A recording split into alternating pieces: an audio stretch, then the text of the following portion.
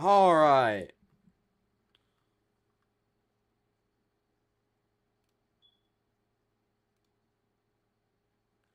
Make sure all the audio is correct.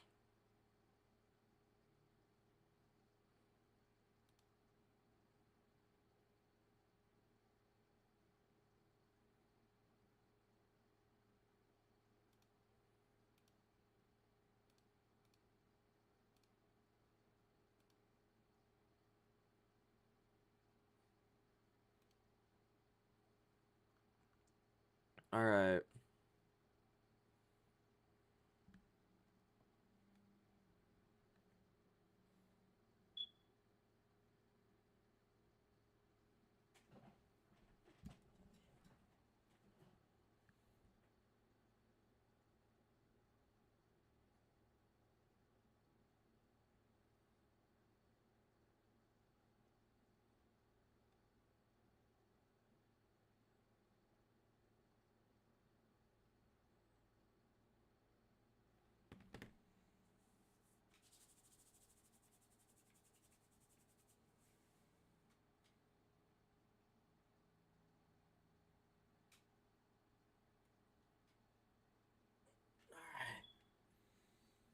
Is my media not playing? Hang on a minute. Hang on a minute. Wait a minute. Wait a minute. There we go. There we go. Okay. Let's get it, shall we?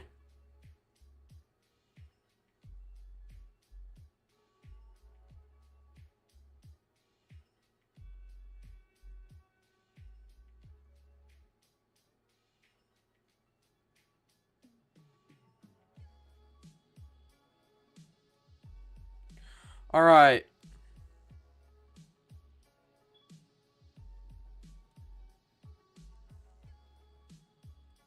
Let's get it, shall we?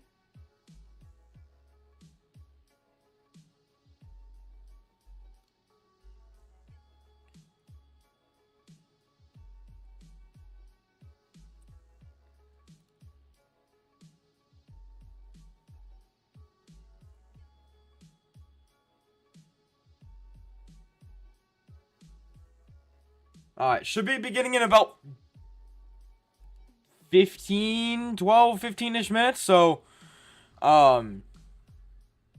looking forward to seeing possibly some things. That looks like a Vowed. I'm looking forward to seeing, I know, what's it called,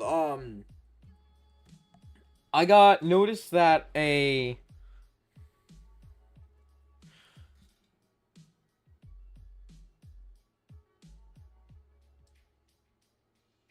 Assassin's Creed Odyssey is Oh. a fantastic fantasy RPG.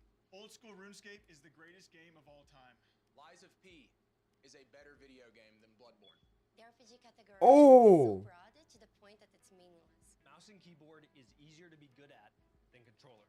The Horizon franchise is very mid. A battle royale would not have saved Halo Infinite. A battle royale would have saved Halo Infinite. Multiplayer games are held to lower standards because everything you do with your friends is fun by default. If most of our favorite games launched today, people would call them bad. Hideo Kojima writes dialogue like an alien trying to convince everyone else he's a person, and it's bad. Early Arkham Origins Why is that so fucking true, dude? series.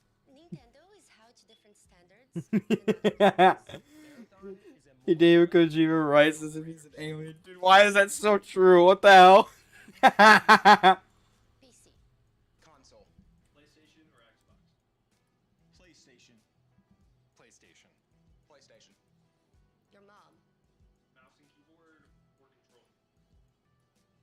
Mouse and keyboard. Mouse and keyboard. Depends for what. Controller. Single player or multiplayer. Single player. Multiplayer. Single player. Single player. Competitive or casual. Ooh. Competitive. Alright. Casual. Cast in your votes now, chat, to see any predictions as to Battlefield. what you guys think we might be seeing. Battlefield. Call of Duty. Actually, let me go ahead and make this guy a little bit bigger. Why not? Valorant. Counter-Strike. Counter-Strike. Apex, Fortnite. Apex. Fortnite. I can't gritty with Master Chief and Apex, so we'll go Fortnite. Whatever. Overwatch, Marvel Rivals. Marvel Rivals. You say neither or neither? I'm from Iowa. Neither?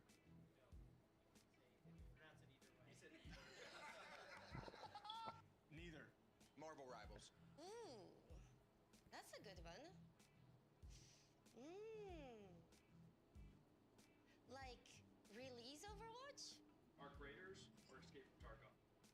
Arc Raiders. Oh, Arc Raiders. Arc Raiders. Arc Raiders. Not without a doubt. Dukov. Grand Theft Auto or Red Dead Redemption. Red Dead. Red Dead. Redemption. Red Dead Redemption. Red Dead has a better story, better graphics, better everything. I'm sorry. I'm not sorry. Elden Ring. Elden Ring. I haven't played Sekiro, but I'm gonna go Elden Ring. Both. Dark Souls or Bloodborne. Bloodborne. Bloodborne. Guys, what should I answer? Dark Souls. Dark Souls.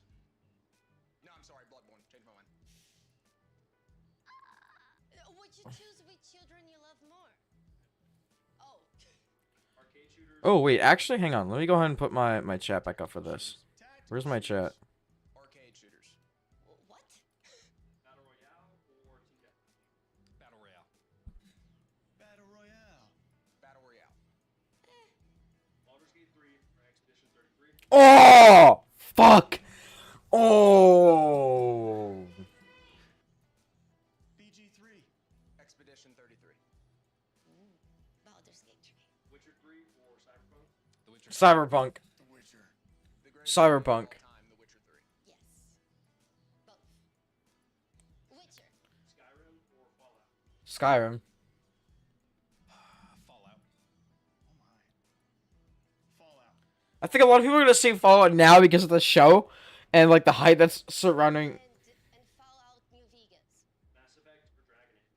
Mass Effect. Dragon Age. Mass Effect. Oh. Mass Effect. Outworld or Pokemon. Palworld. Pal World. I don't want to get a cease and desist, so I'll say Pokemon. Power. Is a fair answer. Don't put that. Super Mario or Sonic. Super Mario. Super Mario Bros. Super Mario. Sonic. Destiny or Warframe. Destiny. Warframe. I'm sorry. Warframe. Diablo or Path of Exile. Oh, PoE. Diablo. No, you can do that to me. What the hell? Oh man. Diablo is my childhood. Path of Exile is a lot better now. Ah. Breath of the Wild or Ocarina of Time. Oh, Ocarina of Time. Wild. Ooh. Ocarina of Time. Long story about Ocarina of Time. Pass. Ocarina of Time. Roguelikes or Metroidvania. Roguelikes. Roguelites. Ah. I love both. Roguelite? Metroidvanias? Castlevania. Achievement hunting or multiple playthroughs. Multiple playthroughs. You can achievement hunt in multiple playthroughs though, can't you? Like Achievement hunting. that's not mutually exclusive For things. achievements are so low on my totem pole. What was this? Sorry. Achievement hunting. Multiple playthroughs. Multiple playthroughs. All right, you're good. Sorry. Assassin's Creed Odyssey is a fantastic fantasy RPG. Okay. School RuneScape is the greatest game of all time. Lies of P is a better video game than Bloodborne. The RPG category is so broad to the point that it's meaningless. Mouse and keyboard is easier to be good at than controller. The Horizon franchise is very mid. A battle royale would not have saved Halo Infinite. A Battle Royale would have saved Halo Infinite. Multiplayer games are held to lower standards because everything you do with your friends is fun by default. If most of our favorite games launch, Okay, so this is just a people would call them bad. Hideo Kojima writes dialogue like an alien trying to convince everyone else he's a person, and it's bad. Early access is good for video games. Arkham Origins has the best written story in the Arkham series. Nintendo is held to different standards than other companies. Marathon is a more fun game than Arkham. Raiders. PC or console? PC. PC. PC. Console. PlayStation or Xbox? PlayStation. PlayStation. PlayStation. Your mom. Mouse and keyboard or controller? Mouse Okay. and keyboard. Mouse and keyboard. Depends for what. Controller. Single player or multiplayer? Single player. Multiplayer. Single player. Single player. Competitive or casual? Competitive. Casual. Casual. Next. Call of Duty or Battlefield? Battlefield. You bastard. Battlefield. Call of Duty. Ugh. Counter-Strike or Valorant? Valorant. Counter-Strike. Counter-Strike. Apex or Fortnite? Apex. Fortnite. I can't gritty with Master Chief and Apex, so we'll go Fortnite. Whatever. Overwatch or Marvel Rivals? Marvel Rivals. You say neither or neither? I'm from Iowa. Neither?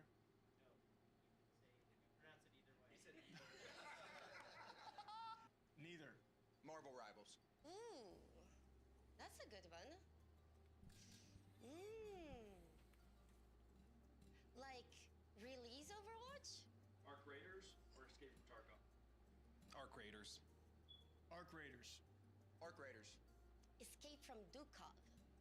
Grand Theft Auto or Red Dead Redemption? Red Dead Redemption. Red Dead Redemption. Red Dead Redemption, Arthur. Mmm. Red Dead. Elden Ring or Sekiro? Elden Ring. Elden Ring. I haven't played Sekiro, but I'm gonna go Elden Ring. Okay. This is just kind of Souls or Bloodborne? repeats of it. So Bloodborne. Guys, what should I answer? I'm gonna Dark Souls. turn this down a little bit and just wait for the countdown to go down. So all I remember is that Atomic Heart is getting a DLC. I've been hearing rumors, apparently so, that there's a possibility that Witcher 3 is getting a new DLC. Now, I don't know if that's something that would be showcased here, or if it's something that would be, I'm gonna just move this. I don't know why I just thought of this, but I'm just gonna go ahead and just move that.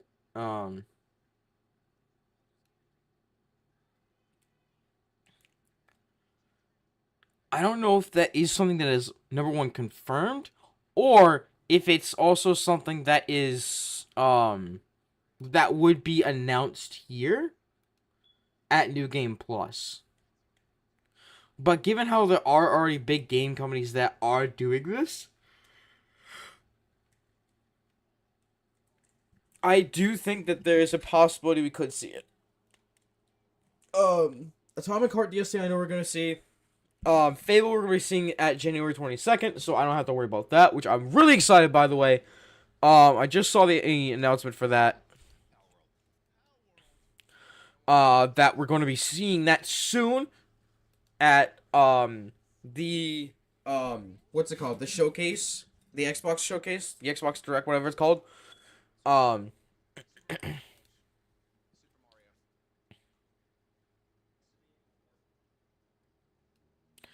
So, that being said, I don't know what else we're going to be seeing. I know Ubisoft is supposed to be here for this. So,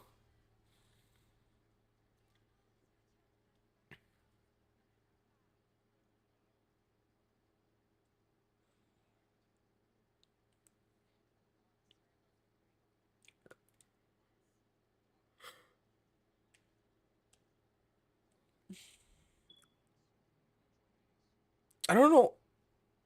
Is it crazy? Like, I only know this girl, Luality. Like, that's the only person I know out of, like, all these people.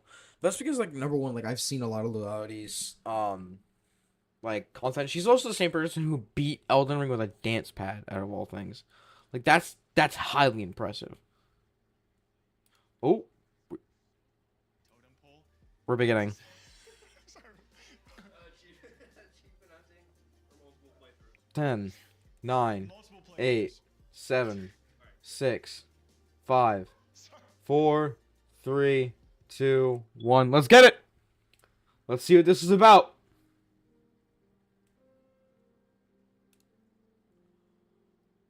Oh baby, I'm excited. Is that Starfield? Was that Starfield I just saw? Huh?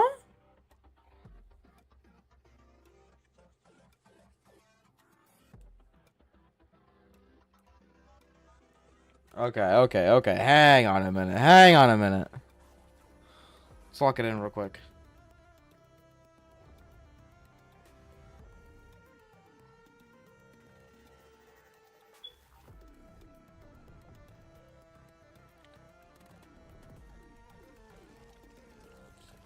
Ah, Crimson Desert! I forgot about this!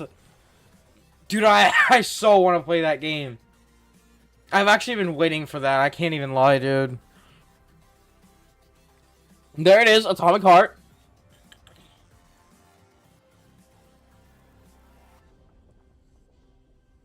I might turn this down a little bit. I know there is... I would love to hear from the devs of Tainted Grail Fall of Avalon, but I think it's too early because they just released Sanctuary Sorrow, so... Or at least the DLC for their game, so... I don't think... Is that Neo 3? No. What the what the fuck? Oh! Dino Blade! Yo!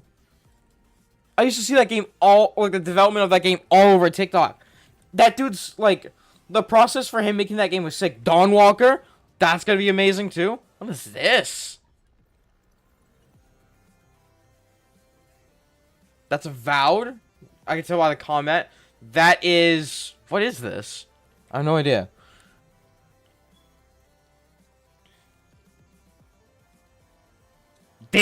What is this?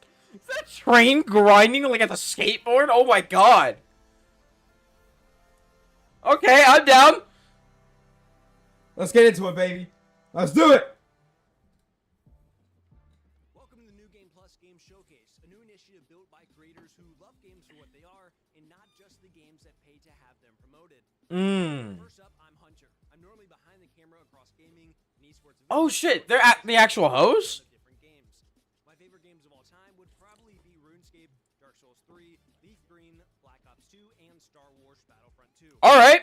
Now to the point where gaming, esports, and streamers collide. If you look at him for too long, you'll start to wonder why his neck is so long, and if you look at his Twitter for too long, you'll wonder how much Nadeshot paid him to tweet clips of him every single day. His favorite Okay. games of all time are RuneScape, Age of Empires 2, Halo Infinite, Jumpstart Adventures with Bodley, and CSGO. Next up, Jumpstart? a streamer with a hatred of spoons and a love for dragon sex, Lua probably has Uh-huh. more personality than the rest of us in her pinky. Her favorite games include Baldur's Gate 3, Cyberpunk 2077, XCOM 2, Witcher 3, and Mass Effect. Then, Luke Stevens, the mind of a critic with the heart of a fan. Luke breaks down games to their DNA and really looks at everything a game has to offer. Where our brains might be smooth, his is nice and wrinkled. His favorite games of all time are Elden Ring, Kingdom Come Deliverance 2, Last of Fair. Us, Witcher 3, Ah, and come on, man. Arkham City. The fifth and final in-person member this Last was boo. came from the hell Boo. videos to the other Kidding, I'm kidding. games. His favorite games of all time are Witcher 3, Halo 3, Batman Arkham City, A lot of Witcher. Legends, and Call of Duty Modern Warfare. X-Men Legends. Dude, that's a shout out from a long while. Oh my god. Modern Warfare 2 Remastered. Then our final member is Blue Thunder, the man who is always spotlighting the next hidden gem before anyone else sees it coming. He just had a beautiful second child that luckily takes after his wife, so he's not here in person, but was a major part of the showcase. His favorite games of all time are Resident Evil 2, Silent Hill 2, Elden Ring, The Last of Us, and Metal Gear Solid 2. Come on. Together, we're pressing into how we think game showcases should feel. Conversational, authentic. There are better games out there besides The Last of Us. Excites us. Incredible worlds, creative devs, and stories behind those games that we love so much. There's no paid placements, no marketing scripts, just pure passion and excitement for what's coming up in gaming. You can expect a wide range of content, including new trailers, fresh gameplay, developer interviews, behind-the-scenes content, and even some updates to your favorite games. So sit back, grab your drink of choice, and let's dive into some of the games that we think are worth your attention. This is the New Game Plus Game Showcase. Yeah, also, who picked the name? New Game. It's a work in progress. Wait, what's the name of New it? Game plus shows the New showcase. plus a game plus a showcase. Have we trademarked that yet? Because I don't. Oh God. Well, we have cups. We already got the cups. Sick name. The cups are done, We dude. might have to cut our losses. There's no changing it up. Cheers. Perfect. I don't know.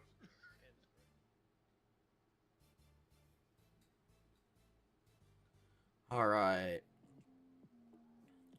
Blind Descent, Deep Dish Dungeon, Blood of the Dawnwalker. Yeah! Owlcat. We have Deep Dish Dungeon coming from Behold and Raw Fury, as well as an exclusive interview with the Dawnwalker creative director. Ooh! Oh, this looks sick. What? Hang on a minute. This like a survival game? It's giving me like forest vibes. Oh.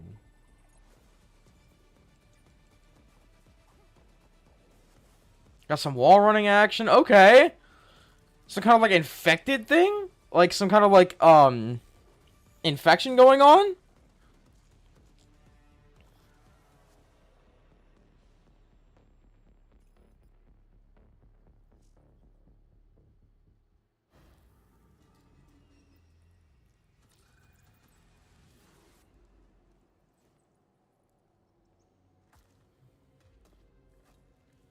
Okay. Oh, what's this?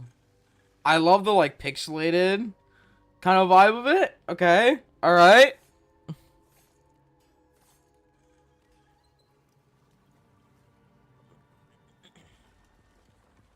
Kind of reminds me of like Lethal Company almost. Like the graphics. Or like what's it called? Not like one wizard game. Just like an escape game. Oh. Deep Dish Dungeon, which is just on Steam. Okay, I'm about it. I'm about it. Dude, this game is going to be fucking sick. If this releases in the proper timeline, like this game could genuinely be a Game of the Year contender. I think this game could genuinely be a Game of the Year contender. Ooh. A special kind of being in our IP. It's neither fully a vampire nor a human. It's something in between. What this means is basically that you, as a Dawnwalker, you have underwent a transformation. You used to be human. And now, during the nighttime, you do get all the powers and the difficulties of being a vampire. So you get the blood craving and so on. But during daytime, these powers are dormant and you still have to eat. You have all the weaknesses of a human, right? But also the perks of being human. One of the things that is unique to humans in our IP is being able to use magic, so casting spells. Oh. Are not very commonplace in that IP. They are very, very rare, rarer than vampires. So you as a Dawnwalker are kind of special in this regard. I would say the short-term things that have immediate impact on the character development are you have to feed on, either animals or humans on blood suddenly, right? So you get these cravings, you get these like weird, eerie experiences that you didn't have as a human. Francis and his clique of vampires actually caught him on his low point when he was vulnerable. He has used specific traits of vampiric blood in order to cement his position in the valley. Because, Okay. imagine having a bloodsucker as your lord might be a tough sell. However, if the alternative is getting sick and, dying in thousands, actually it doesn't sound as such a horrible thing. He tries to kind of distort the religious beliefs in order to install himself as a savior of the valley. We do explore this in the game, so you might see, like, for example, statues dedicated to Francis, new iconography shown in the local cathedral, for example. Interesting. Castle and so on. So he's trying to like solidify himself almost as like a saint. Around himself.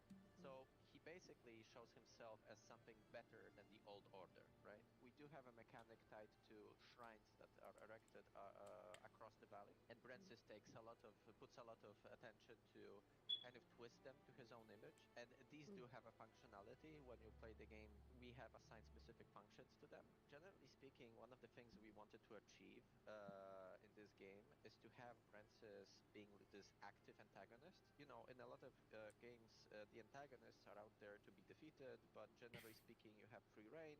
You do your own thing, and it doesn't really, Mm-hmm. change much in how they approach you. In this game, what we wanted to do is to have Francis react to your actions as you Oh. activities throughout the valley, as you maybe undermine his operations and so on. It's kind of like Um, his feel of approval. Exactly. So it's like so basically the way you can think about it is like the more you do in the valley, especially if you undermine Brensis, you will gain notoriety. The more notorious you are, the more edicts Brensis will pass in order to thwart you. So for example, he might send out more soldiers to patrol roads and villages, right? He might in some extreme cases maybe even initiate a lockdown of the city to basically hamper Oh. traversing it, right? There is a number of these edicts we have prepared, and each of them is designed to kind of twist and change the general open world gameplay. It also has benefits. There are factions in the valley that dislike Brensis, so the more notoriety you gain, the better standing with them you get. Like they actually like that. There is a number of different I like that. I like that. you can also Oh. because we have added these systems where, for example, you might lose control over Cohen when he's a vampire if he was hungry. You might kill off some important NPCs and then the plot line just cuts off basically, or you get some alternative version. There are some ways to enter the castle. Oh, so essential NPCs can be killed. Ignore these side plot lines. You can level up Cohen and decide to attack the castle on your own, right? Out of curiosity, is there romance in the game? Romance, yes, of course. We do have romance options, yes. We didn't delve deep into like with whom yet. Okay. And I'll leave that for the future to talk about. However, yes, you can expect to build relationships with characters. Like I said, there is like one main goal, very varying ways to get to it. These different ways that you pick will impact, what happens with Veil Sangora in the end. And it's all up to you. And I think, yeah, I really recommend experimenting with this stuff and have impact, what happens with Veil Sangora in the end. And it's all up to you. And I think, yeah, I really recommend experimenting with this stuff and having fun with it. Mm. First one, Blind Descent, Martian, survival, co-op, adventure. Gives me Subnautica vibes, and in the best way possible. I really like it, but like more with land exploration, which is really cool. I honestly can't wait to try it. We're also going to see a lot of survival games today. So I think it all comes down to what the ultimate depth of the game is. But my first thought when I saw Martian land was No Man's Sky. That's obviously like maybe a reach for expectation wise, and then definitely That's a huge reach. Yeah, that's. No Man's Sky-esque. Like you said, a lot of survival games, but I think it's popular right now, and I'm hopeful that a lot of them do it right. But this is like going underneath Mars and has aliens. It looks interesting. I like it. I'm intrigued about the variety of ecosystems and aliens and plants that they bring up. Well, like you said, it's popular right now because people like them, and so they share a lot of things mechanically, but for me it's usually the vibe, and this one has a vibe. Yeah, it's a good vibe. That's why I wonder how that gameplay loop goes. Like, how far down can you go? What kind of biomes are you experiencing as you continue to go down? And like you said, with survivals, we see like a lot of the same loops. So how can they? Are there trees you can cut? Yeah, like again, we're gonna talk about it a lot, but if you can cut a tree down, I'm good for survival games. I'm like At that point, I'm the target. I'm the target audience. Okay. Then we have Deep Dish Dungeon, co-op dungeon crawling, a survival game, a handcrafted dungeon. You gather resources, cook to strengthen your party. You can party up with friends. So it's like a roguelike? Or. this thing is a vibe. Like, I don't know what you'd call that art style, but whatever it is, like injected into my Kind of veins. retro, right? It's like pixel art, but then they also have like some voxel type tech for digging and breaking things. I don't know, whatever it is, I like What's it. voxel type thing? Okay, so when Luke said voxel, that's big word count number 1 of the day. When I see that, I'm very basic. I'm like, that's got to be some form of pixel art, which is definitely coming back. I feel like we're seeing more games kind of pull back that old view, that old like Minecraft pixel art, whatever you want to call it, voxel view. I will be honest with you guys. While you guys are talking about pixels, I'm thinking I hope I can kill my teammates in funny ways. So sure, we'll go with the pixels. Yeah, we were watching the trailer together, and the first thing she was saying was like, "Hey, how do I kill those I'm with?" I mean, I have to imagine it's a dungeon crawling game about cooking in the dungeon. Surely you're gonna be able to accidentally poison yourselves. Do you think you can get like bad ingredients on purpose to Oh. I bet you're gonna have to Why find are you out. going? So I wonder though, with it being like in dungeons, like if they're gonna have an in-game proximity chat kind of thing. I hope It's one of my favorite things in games like this when you're like walking through. And Oh, dude, I love games like that, like Repo, Lethal Company having proximity chat like that, with the heavy exploration kind of stuff. Dude, that's so. It adds to the ambiance and like the vibe of the game. It's so amazing. Like at least the co-op, he's across the world. I'm like, Rob, you there? I'm dishing, baby. I'm dishing. I'm dishing. Making Can you dinner. bring the carrot? What are you making? Lasagna. Yeah, no, but it looks very promising though. Next up, we have Dawn Walker. Lua had a crazy conversation with her creative director. Single player, vampire, RPG. It looks incredible. I think the 30-day system is awesome and, like you said, gives weight to things. And then the whole, like, there's so many decisions you can make. What I find really interesting about the game is that Cullen, the protagonist, is half vampire, half man, and even though like all of that sounds great by itself, there's even another layer where at night, of course, he can use vampiric abilities that he doesn't get to use during the daytime. His combat's different. He's not using a sword; he's using claws. And then in the daytime, of course, there's NPCs walking around, and there's maybe patrols going around that aren't there at night. Then there's different ones at night. So And you can use magic as human. You can use magic as a vampire. yes, and basically what they're trying to do is to not just have the time be an element of certain actions to take it forward, but also whether you're playing in day or night, quest lines play out completely differently because people are in different spots, their behaviors are different. This person may be asleep, so you can't talk to them. Have but different somebody else is there. abilities. Exactly. Well, The Witcher 3 is my personal favorite game of all time. So, and this is former Witcher 3 developers working on this, and so much of that charm was prevalent there. The music. The music, Oh, yeah, you the can- soundtrack in the short little snippet we saw there, I felt it. I love that simple separation between day and night and different things coming with your character. That's got to be like the coolest part of it. Yeah, because it's got to probably tailor to your gameplay of like, I got to wait to make this choice during the nighttime versus during the daytime where I can use certain abilities or different combat styles. I love that part of it. And so I could foresee a run through, like a play style where you're playing only at night for missions. You're just doing stealthy vampire stuff, and you're eating people or you're drinking blood rather, not eating people. I don't know, maybe it's the other way. But Whatever you want. the dark run through versus like the light run through in the daytime. The vegan run through. The vegan run through. Which has one of those vegan. Vegan sped run, Don Walker. Yeah, vegan achievement. Sponsored by Beyond Meat. The fact that they revealed a little bit about more Brensis the Overlord is also a system. He really talked a lot about systems that they have not spoke on yet at all, and didn't with us either. Like the edicts. As you go around the world trying to find your information, you can side with different people, and depending on what you do, you can make the Brensis quite upset. So he can start making laws and rules to stop you from progressing in a certain way. I also like the Dude, fact that that's it's so not fucking this cool, stuff, man. Just like pure evil, doing all sorts of horrible stuff. Like he is helping the people in some ways, in order to get control of them. But he's like curing them of the plague. Like he offers them something they aren't getting elsewhere. So he's doing bad stuff, but there's nuance. And that typically makes for really, really good stories. Harder choices to be made, perspective, and never a clear cut good or bad. Yeah, because I bet you there's gonna be a moment where it's It's like one you of could the stop it, charms. like his influence in an area. That means they're gonna die of the plague. So it's like, do you let the bad guy do the thing that you were trying to stop him to do, or And it's also about perspective. These people were ruled by a very tyrannical leader before, so even though Brent is a vampire to them, he maybe may it's as well worth it? be a savior, right?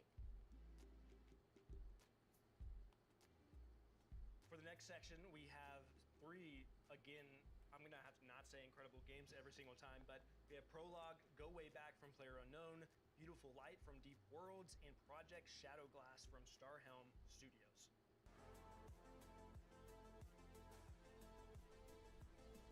Oh, another survival game? It's just an infinite map generator with some game loops on top of it. So you have a survival loop, which is pretty hard. Get to the weather tower, we give you a map and a compass and not much else. Some basic survival mechanics, and it's a game against yourself more than anything else and kind of the decisions you make. Then we also have just objective survive, which is see how long you can last in the world, and free roam for those that just like a hike. The differentiator, or the thing that makes a difference, is that we can generate essentially infinite maps of 8x8 scale. Like, we have a map editor in the game and stuff like that, but we want to be able to give you the ability to give a deep link to someone, so I can just send you like a HTTP link that starts up the game, loads a map and a seed, and I can share stuff I've built with you with just a link, right? So it's kind of, Go Way Back is just, it's a technological experiment that, or proving some technology we've developed. It's no longer an experiment, it's in production, so it works. Okay. But it's also going back to my love of survival games and those kind of emergent, just, I'm not giving anyone missions to do, it's just get there, and how you get there is fully up to you. Basically, if you play the same seed, you get the same weather, I'm pretty sure you get the same cabin layout, and you maybe get the same loot. So you and 4 friends could technically race to the weather tower and see who gets there first, because you have the same conditions.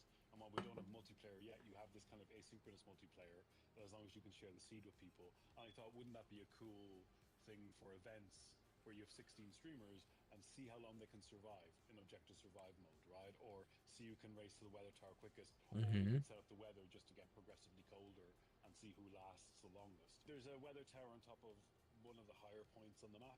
It's generally the other side of the map. We do have prompts now that tell you what to do in the world, but yeah, there's some simple survival mechanics. Keep yourself warm, keep yourself dry, light fires, board up windows, keep your body in a good temperature, get across the map. And we don't tell you where you are on the map, except when you find a new map in the world and it updates your position, you're left with basic navigation. It's kind of set in the 80s, so we don't have digital GPS, stuff like that. I want to make sure that the worlds we're generating have enough depth that when we add story and mission and quest-based content, that the worlds feel like coherent and real enough that it makes sense. Like, I want to have pathing. I want to have like infrastructure, like telephone lines, this kind of stuff. So the cabins aren't just random cabins in the forest, that there seems to be some, like, logical placement of stuff in the world.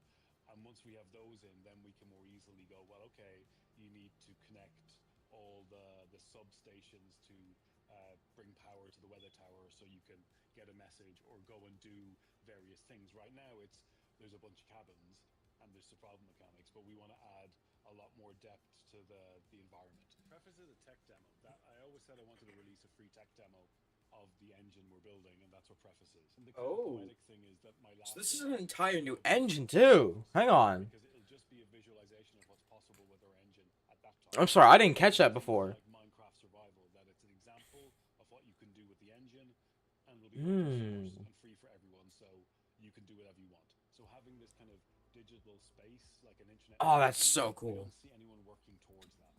I see small bubbles, but I don't see anyone really trying to do Earth-scale terrain with millions of people. And that's kind of the bigger goal, and that's why we've broken it down into 3 games. The aim is that you should be able to do anything from 10 by 10 to 100 by 100 with 5v5 or 100v100 relatively easily and not have any problems. We will build maybe an Earth-scale terrain, maybe smaller, with hopefully a network layer that supports millions of people. That will be kind of a survival civilization MMO type game. But again, that's just one layer of the world.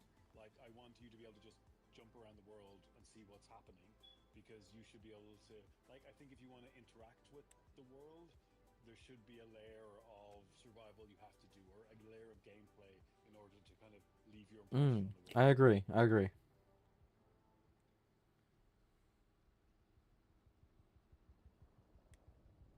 Sick, dude.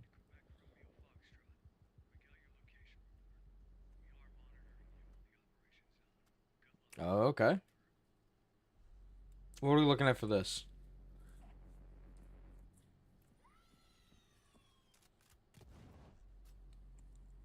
Okay, some kind of like horror. Oh. Die they grow fungal spores? Yeah, this is definitely a horror game. You can tell by like the ambience and everything. The vibe and everything. What the hell is that? What the dog doing? Oh.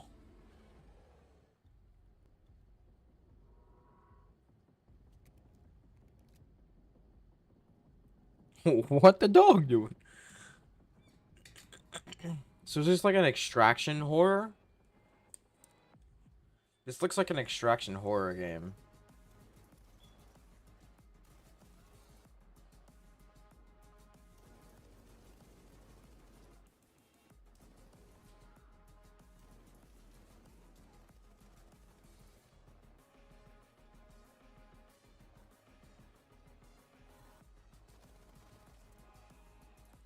Yeah, I think it's a PvPvE extraction horror.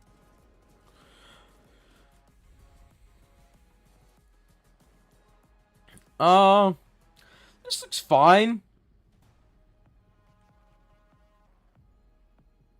This doesn't look like something I'd enjoy personally. Oh, damn.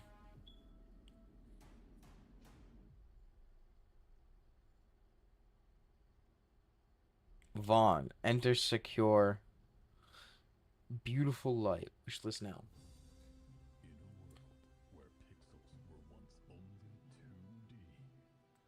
Dude, what is this?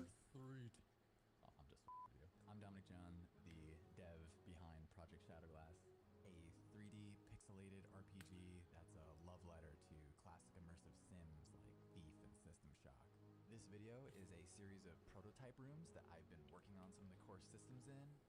No art, no assets will be generated by AI. This is all human-made, hand-placed, made by me and artists like me because we love what we do.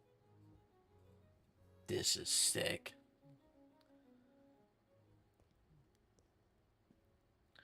Dude, I love pixelated stuff like this, man.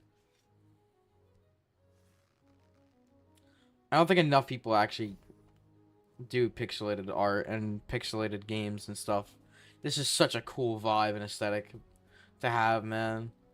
It's so unique and it's so... Headphones, I would highly suggest wearing them. All the audio in Project Shadowglass is going to be 3D, and not just 3D, but simulated. The music emanating from this orb is going into the left ear and the right ear, but as I change the size of the space, you can hear the character. Oh. Change. Oh, the music!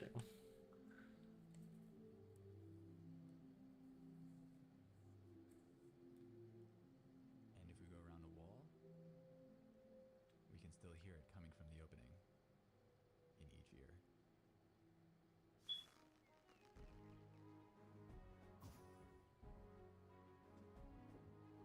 Can you catch the arrow? Yeah. Physics interaction. Love it. Day and night cycle. Nice, nice. Dude, it's so weird seeing something like this game with a pixelated style in it. So if you have any ideas or suggestions or just want to follow along, feel free to wishlist Project Shadowglass on Steam. I hope you enjoyed this sneak peek on how things are coming along. Thank you so much, all the crew at New Game Plus, for having me. Be well, my friends.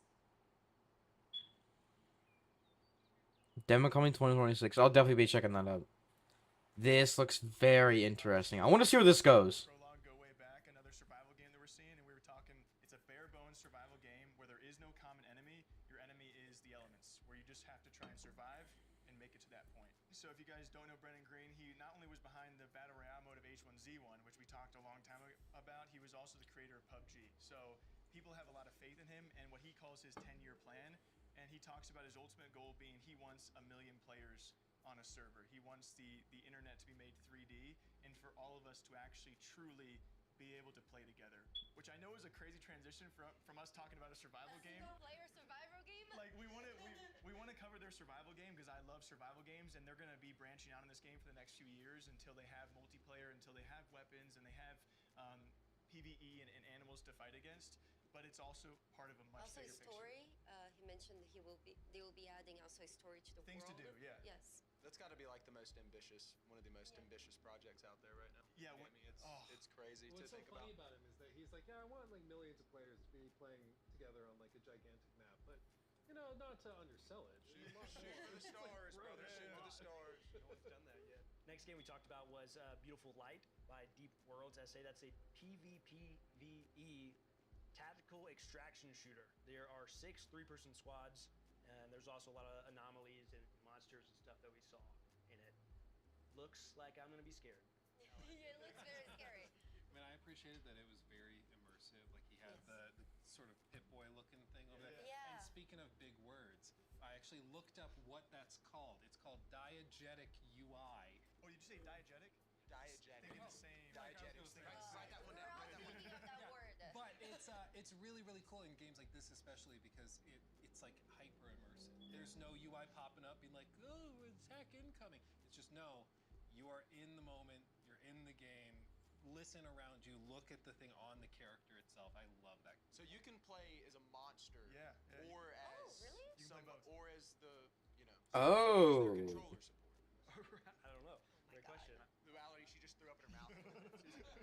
I have nothing against controllers, but I believe there's a right time for mouse and keyboard and a right time for keyboards. And he believes that the right time for a controller is when you're playing shooter games. It's obviously better than mouse and keyboard is better for that, but not for him. I would edit my own YouTube videos with a controller. if Yeah, I he could. said that earlier. That's how passionate. Which is a patently insane thing to say. frankly. Yeah, then we have Project Shadow Glass. Voxel art. I really enjoyed the movie. This is Starhelm Studios. It's an immersive sim. We've all seen it. I think it went viral from that AI post. There was like an AI post that looked just like it, and then he was like, "I'm making a game like this. It's not AI." I looked up the video because he has a YouTube channel where you can actually see kind of behind the scenes. And when that clip of the AI generated, I hate that he had I to. saw it and thought like, I didn't think anybody wanted this. I was just like, it was a fun side project. And then he saw people wanted it and thought it looked awesome, and he put it out, but it's real. Well, we talked about it earlier. There's a desire for stuff like that. Yeah. More simplicity, kind of retro feel. It feels like the game is still like learning what it wants to be. Like he's working on. I did get that feeling. I feel like I should start pausing. Like, sorry, but I did get that feeling like when I saw the showcase of this game, it genuinely does feel like not necessarily empty, but like void of direction. So it looks aesthetically pleasing and very, very unique. And I'm curious as to where they're gonna go with the direction with it. So I want to see where that ends up. With everything. So, I'll be checking out the demo and everything for it. And an arrow, and hopefully, as they work on the project, they start feeling what it will grow to be, what kind of game it will develop itself into. Yeah, my understanding is right now it is just Project Shadow Glass, and it's going to eventually become like a video game. But right now it's just kind of proof of concept that the art works, the crazy math behind it works, and like it can grow to a game. But it's certainly very. Well, I wish him nothing but success. Yeah, he seems like because it seems like I awesome just dude. love a good passion project. You can tell there's a lot of heart in that. And I feel like I initially, like everyone else, why I went so viral, I got attached to that same artwork, but then when he further explains and shows you some concepts that you weren't expecting out of a game with that artwork or that design, when he's showing that you said the R6 lean in there. And you, Oh yeah, that threw me off. The little bow Yeah, it's like, behind. whoa. I was like, is that a Rainbow Six? You threw that, you Like, threw that in there, and then of course they got the wall grapple, and then with the whole audio design as well. I mean, I'm deaf. I remember seeing that clip that went viral. I remember seeing it. I was like, wow, that looks incredible. Like walking up to the castle. Oh, I've been wanting to hear about the Expanse. Osiris. Oh, I've been wanting to hear about this one. Okay, all right, lock in. Let's see what this is about. Aphelion from Don't Nod, which we have an incredible look behind the scenes of the music with the composer themselves, as well as the Expanse Osiris Reborn from Owlcat. If you're familiar with the Expanse, super exciting, and also Distant Shores, Brittany.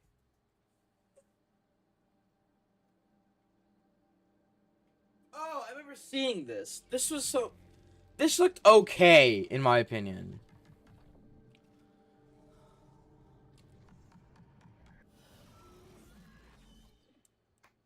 My name is Amin Wafa. I'm a film music composer, and I am the composer for Aphelion, the video game. Oh. Saying that he loved the score of Sonic the Gods, and they are working on a new video game, and inviting me to come to the studio and to meet the team. It was very important for me to understand how the music would be interactive. So how to compose, how to write music that would be interactive with models, with stems, with separating the different elements, and at the same time, how could the music, how the structure of the music would be an evolving structure. It was very important for me first to have the story of Ariane and Thomas, like that the log line is the story, both of them. So there is a theme that conveys this emotional relationship between them. And then the frozen aspect of music. I mean, for me, it was very important first to feel the cold in the music, to feel the wind. That's so cool. The ice. I never really thought of like the way that like composers and like the video game industry think of the way of how to properly construct or like to write or to compose music for a game. Like this thought process is so interesting for me to know. Like to understand that they're building off things like the emotion, the landscape, the environment, in order for them to justify what should be, like, I guess, like the, not necessarily theme, but more so like the actual overarching, aesthetic and vibe to the music. It's an instrument that had been invented by Bachet brothers in the mid-20th century. For me, it looks like an alien instrument. When you see it, cannot even What the predict that it's a musical instrument. To play the instrument, you need to get your hands in the water and then rub crystal buttons that are in this metal structure could convey Interesting.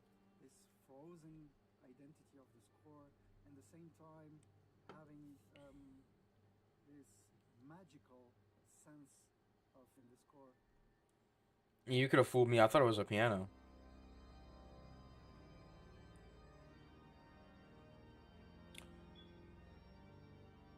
Uh-oh. There is a sacred feeling also to this planet.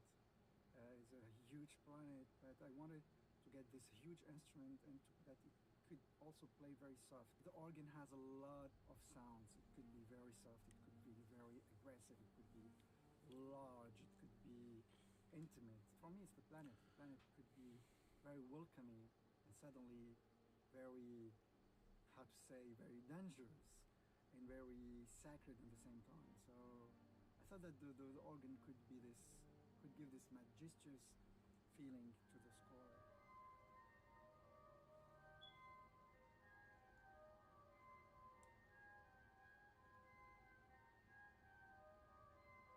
I'm so happy to write the music for Aphelion. It's the first time for me to write a video game score. Dude, that's gonna be so fun to do. What? Like, can you imagine working on something like this for like as like a music composer, like just like trying to identify like the emotion, the environment, the landscape, the combat, the movement, all these things are key factors into what should be conveyed through the music to in order to complement each and every individual aspect of this game.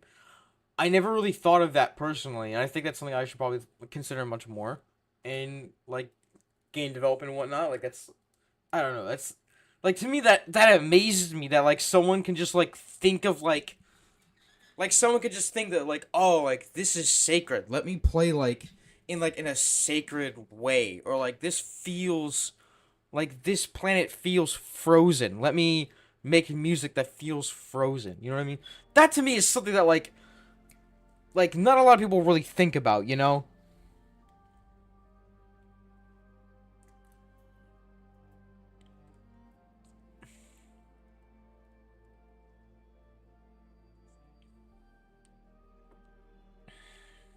$2026 wish listing. You know what?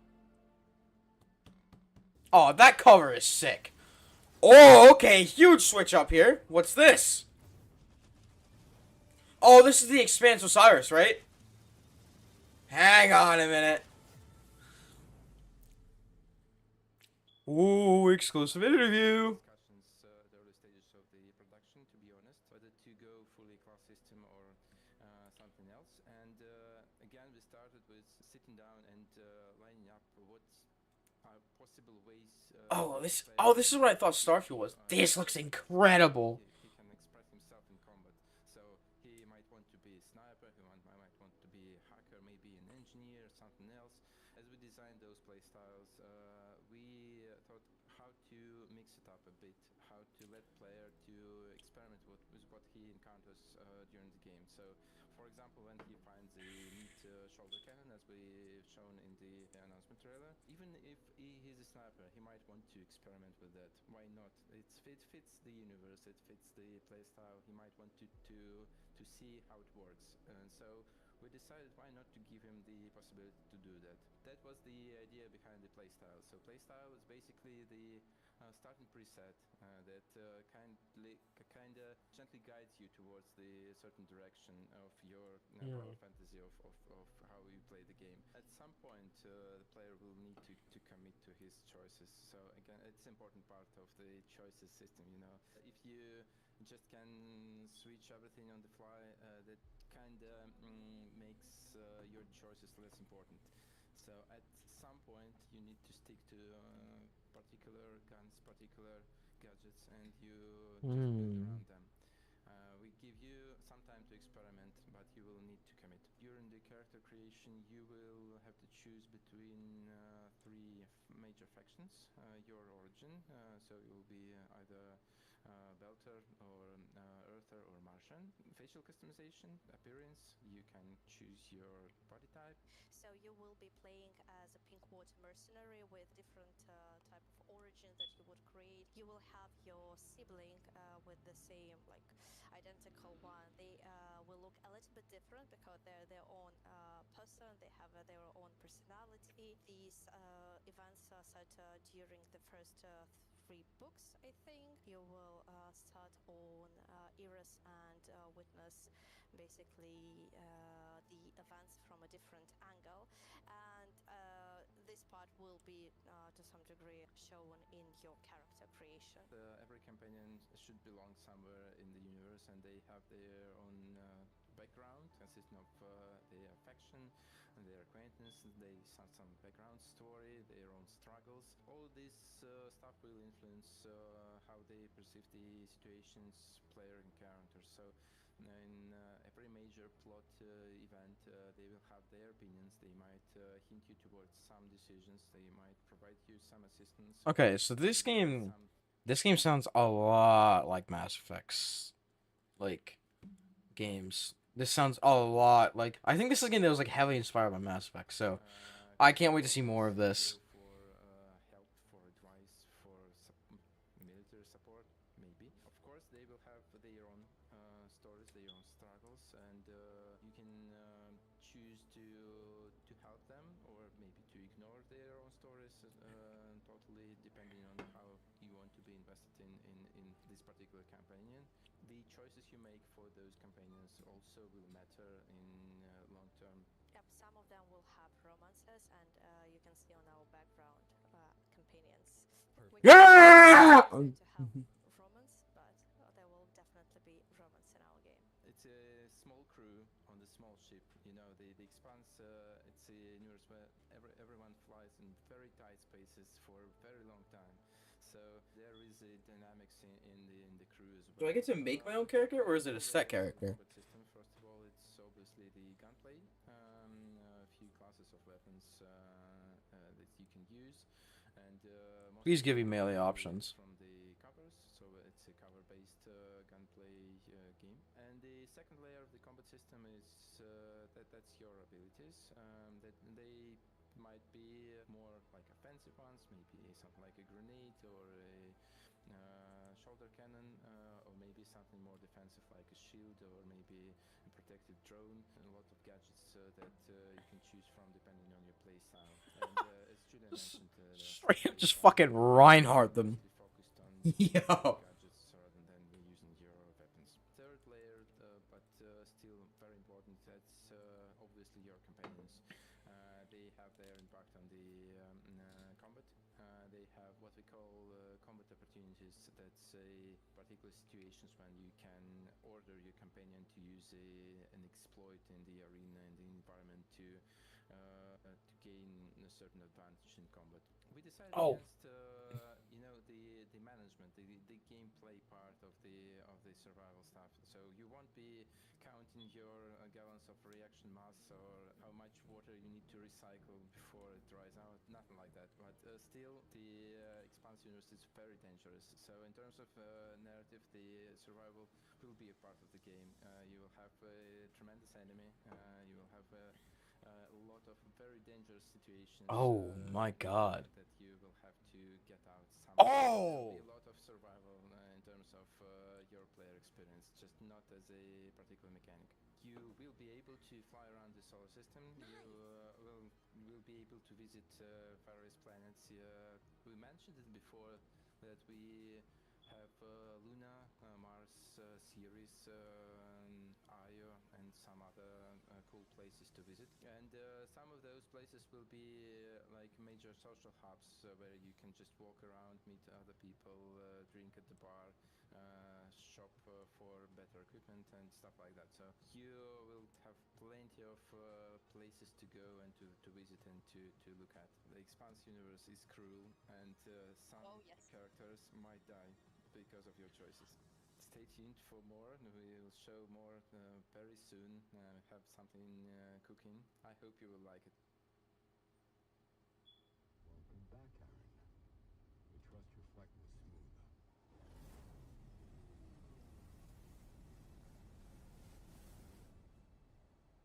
We have landed you on the outskirts of Genyak Island. Genyak Island. Is this another survival game?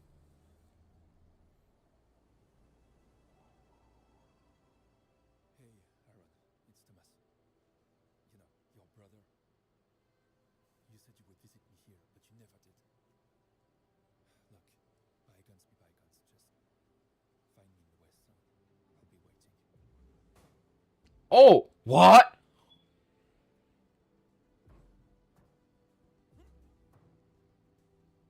What is this? Sometimes I dream about what's under the ocean. Is this like a... What? Wait, whoa, hang on. This is kind of cool.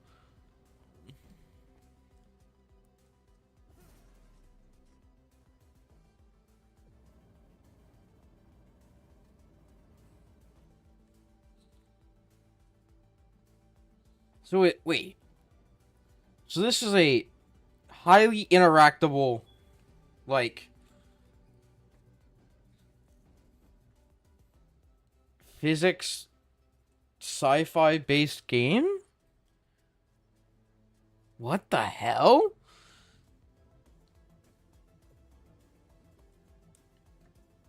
This looks fascinating as hell. Definitely something I've never seen. It's like as if you're using the Force. Like, it's like you're a Jedi, but like not like without the Jedi stuff, like no lightsaber, no Force. Like, it's just like, this is so interesting. So is this mainly like a parkour game?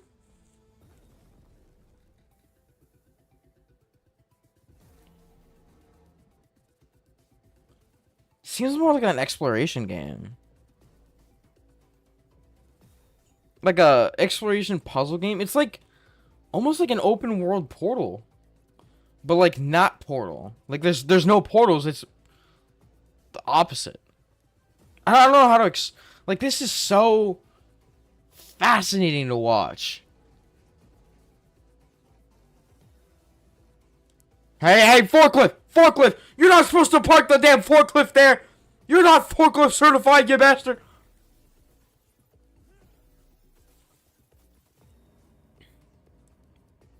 Dude, look at the physics in this game is crazy. Like,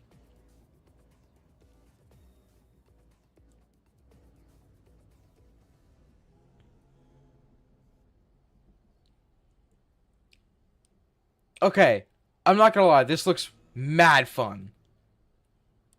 Oh? Nighttime falls? So what, we facing some kind of... Oh! Environmental hazards, I see? So, like, lightning, maybe... Oh, turrets! Okay. So we do have some, like, adversaries and stuff. Got some parkour action going on over here. Turret integrity. Dude, look at that thing. That thing is massive, dude. What?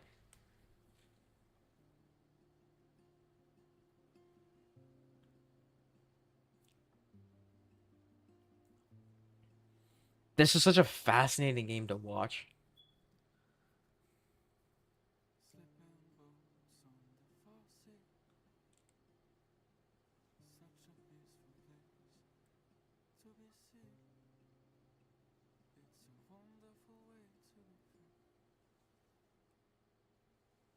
This gives me a lot of Portal vibes. Distant Shore.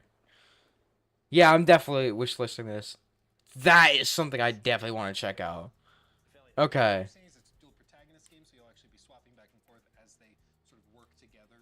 Oh, dual protagonist. Very emotional story. There's so much potential for stories like that. The dual protagonist. You know it's going to be an emotional game, especially when they put so much emphasis in the music. I feel like music is a tool to catalyst emotions, so it's definitely something We were actually talking about that earlier today. Music and video, and not just video games, and art in general, and media. Good music changes It changes everything. from a game being a good game to a memorable game. Oh, 1,000%. Expedition 33 is definitely one of those where, like the game mode itself was great, but, like, the music score of Expedition 33 was one of those things where it's just, like, a cherry on top kind of, thing. It was just, like, one of those things that, like, it was, like, a present being wrapped and then putting a bow tie on it. That's what the music felt like in those games. I 1,000% agree that, like, music inside of games is so important. And people don't understand that as much. Because a lot of people always focus on, oh, what's the gameplay like? What's the graphics going to be like? Is it 4K graphics? What's the FPS like? But no, a lot of people don't focus on the actual music scoring. Until the Game Awards come around, they're like, oh yeah, like, this music score was so good. Like, I've never once heard anybody else mention the music score. Like, it's something that doesn't really go mentioned, or maybe... I don't want to say noticed, but, like, necessarily mentioned and talked about a lot. So for them to bring that up and to highlight that, I think that's incredibly important for gamers and developers alike to understand that this is a critical key component to game development and also to games in general. So, just my little tidbit.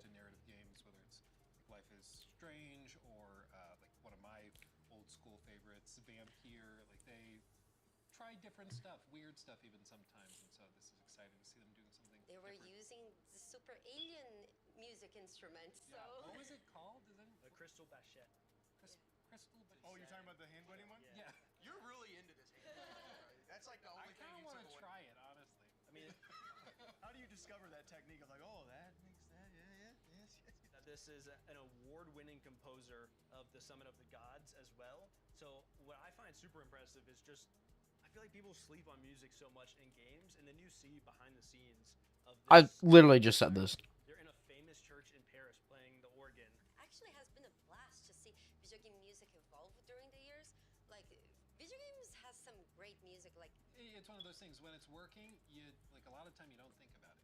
When music is really good, all in a you're game, thinking you about. don't really think about it. But then when it's exceptional, like an Expedition or like the Witcher vibes, then you really remember it. But a lot of the games you play, you probably don't look up the soundtrack, even though the game is pretty good. Ironically, my Spotify rap this year was like mostly video game scores. I think there's often correlation though whenever a developer does take the music very seriously in a game. It often reflects. I'm sure they're taking other parts. It reflects in every other. I mean, think about it. All the games that have like you think about the games with the best scores ever, like you just said, The Witcher 3 or whatever. I mean, it correlates to everything else. Every other aspect of the game, they take it seriously. So. Another sci-fi. 100,000%. That is probably one of the most anticipated sci-fi games for a very long time is The Expanse: Osiris Reborn, which is from Owlcat as well. It is a third-person action RPG, obviously set in the Expanse universe. The Expanse is a book and a show, so they are taking inspiration from both, but at the same time, it doesn't require previous knowledge of either for you to be able to enjoy this. In this game, you're going to be living more or less through what happens in the show. However, from a different perspective, from a different side, with your own group of people, with your own environment, that you got to make your own choices. I think an important thing to frame all of the Expanse game with is that coming from Owlcat, they are a studio that did like Rogue Trader, for example. Their bread and butter is intense, gritty narratives. They made Rogue Trader? Oh shit, I didn't even know that. Consequence, complex systems that interweave, and so seeing them go into this, which is of course a third-person cover-based shooter with many RPG mechanics, it's a different road. And I asked him about that in our interview, and was like, "How did this happen?" Because typically they do sort of an isometric thing, and they just said when we decided we wanted to tackle the Expanse, it required that cinematic flair, and that's what they're doing a phenomenal job. That, I mean, the game looks beautiful. It looks very interesting to me. It looks kind of like Dead Space meets Gears of War, It's kind more of like gameplay-wise. It did. Yeah, Mass Effect as well. The choice and the reputation you have with your companions will change, because your companions, they told us, will disagree with some of the stuff you do. They'll get upset. Yeah, that's very Mass Effect coded.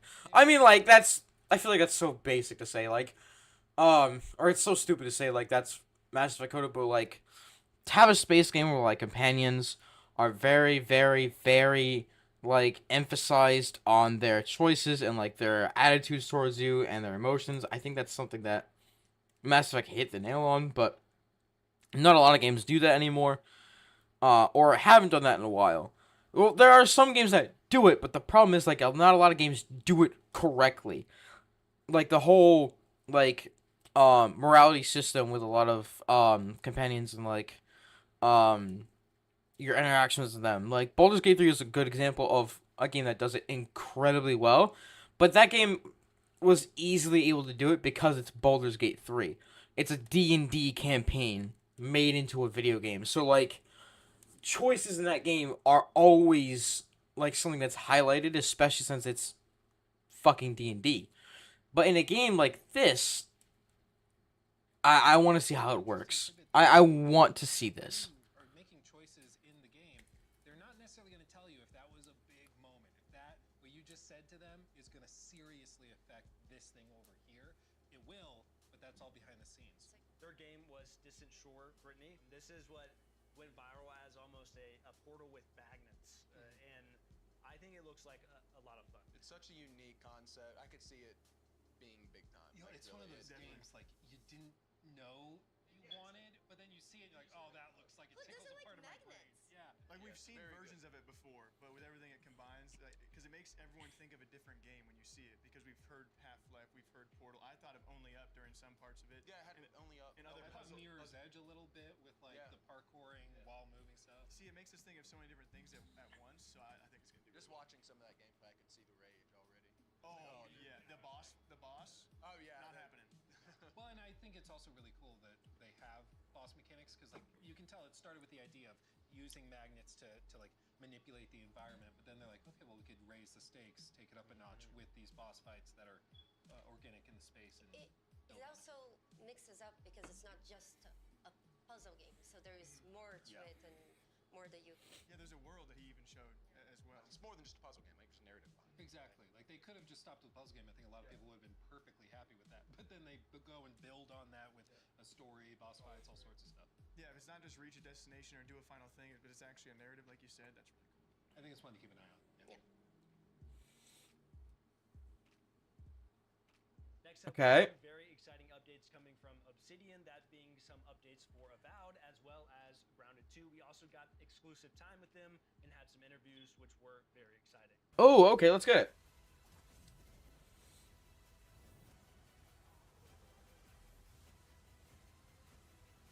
So, let's see what Avowed is going to giving us.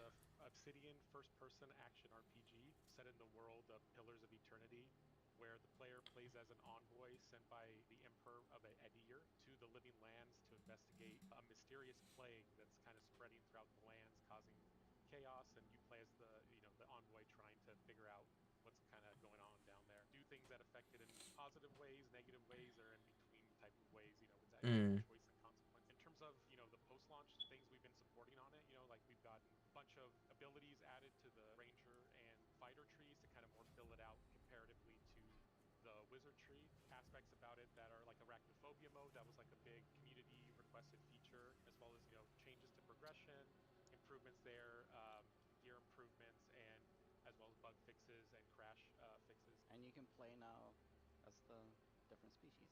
Yeah, we've added different species.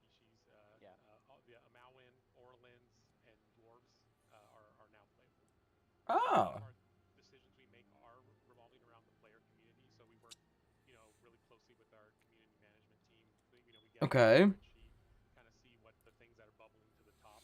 Like an example, like quarterstaff was something where we wanted to feel like more like a wizard, right? That kind of wizardy vibe, as well as playing as Orlins. Like I think players just were bummed that we didn't include that in the base. Yeah, why would you not, like, I'm sorry, why in an RPG game where you introduce to a broad audience a variety of different species, unless there's a specific racial conflict going on, like with the player's side of characters versus the enemy, why would you not allow the players to have freedom of reign to be able to create their character of which it would be a different race? I feel like that to me is such a mind-blowingly stupid decision to not do. Like when I first played Avowed, I did play through Avowed on stream, on Twitch, because I wanted to check it out. And I was mind-boggled about how the fact that they genuinely did not think about making character, or like having the character creator fill with other races. When you have various different races already inside of your world space. And to top that off, right, this is a part of another universe that they've already established too, Pillars of Eternity. So like it's not like these races are new at all. So it's not like it would be a slow introduction. Like these guys have already been established. These races of characters have already been around. So why would you not allow the player to be able to play as them? I would really love to know why they didn't do that. I'm begging to know that question as to why they just didn't. There's so many things that are wrong with Avowed, to be honest. Like, I'm gonna go into like a full video on that, but like there's so many things that could have gone right with Avowed that just didn't, and it disappoints me entirely. But we'll move on. We notice like players really roleplay their characters in the game, so we always want to give them as many options as we can to like customize their features or character, to kind of have this fantasy in this world as they journey through the story. We just wanted to give them as many possible options as they can to really make the character they want to make, and just make it just their own. Stuff like all the playable races, we discussed it early on and about. It's something to both previous Pillars games had. It's What the fuck? Why would you not put it in this game? What the fuck? What? That is the dumbest. Okay, so not only you had other playable races inside of the Pillars of Eternity game too, why would you not put it in Avowed? Why is this not an off-rip thing? Why is this not a day one option for you to have? Why? That's so dumb. That's so dumb. I'm sorry. Like, I'm glad they're finally introducing it now, but it's like, its combat mechanics and all the weapon types and stuff like that in the game. Our different races are different sizes, they're different shapes, they're a very unique game experience when you play as each one of them in a first-person game specifically. So it was something like new to Wrangle for Avowed. We had no time to finish it as we're making Avowed, and now we can give it to the players, so it's a more rounded experience compared to the original Pillars games. It should be a whole new way to play the game. If you pick an Orlin or an Amawa, it makes you feel completely different in the world, especially if you use third person or first person. It changes it again, how you feel and present in this game, so it's pretty awesome that we can finally bring that. New Game Plus allows the player to bring over all their abilities, all their equipable gear. It does reset it back to level 1, so it's not like you're just outright OP basically, but you'll have the end game gear with all its like enchants to be able to just start the new game, as well as we have like modifiers on enemies that kind of either make them more resistant to some of the elements, modifiers that make them more resistant to being stun locked or hit reacted, and that kind of gets sprinkled in kind of somewhat random. Is that really worth replaying Avowed though? Like going through New Game Plus, unless you genuinely enjoy the story, to which to each their own, right? But like, if it's just to make the game more difficult, I feel like you shouldn't have New Game Plus anymore. I feel like if there's no reward to the player other than challenge, like just challenge, I don't think it's worth you putting New Game Plus in. Or at least, excuse me, for a game like Avowed. I'm not necessarily talking like in general. Like there are certain games like Elden Ring, for example, or Dark Souls. Like that makes sense for them to have New Game Plus solely for the challenge, because those games, like their entire marketing and aesthetic and like their entire selling point, or not entire, but like their main selling point is the fact that those games are challenging. Like they will challenge you, and people want to continuously play those challenges and keep being challenged. But when it comes to a game like Avowed, this isn't a game that's really challenging.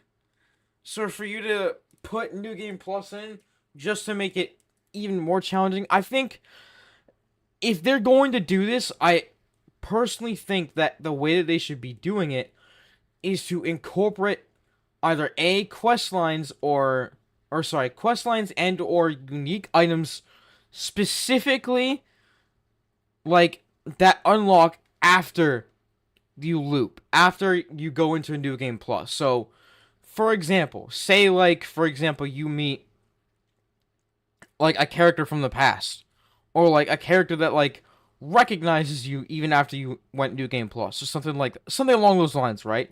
And that quest builds off of the idea that you went through New Game Plus and you're trying to unravel what that actually means.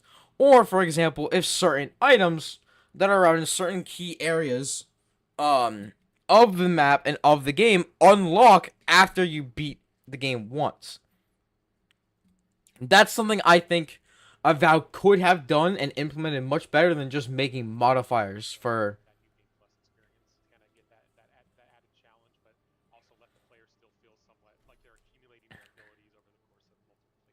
We notice players like to take photos of their envoys, but it's very difficult in the game. You have to get the camera just right to get a certain distance from the character, or capture the shot in a conversation when you see your character. So this allows you to really get into it and capture some awesome shots or some scary shots, depending which way you're going. We're super excited to announce that Avowed's finally going to come out to PS5.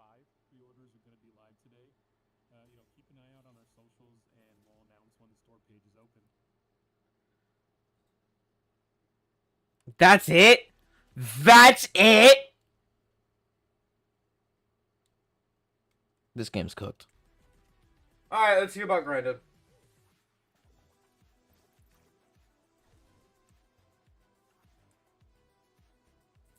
Let's see what's going on here. Because at least they won't let me down with Grounded 2, right?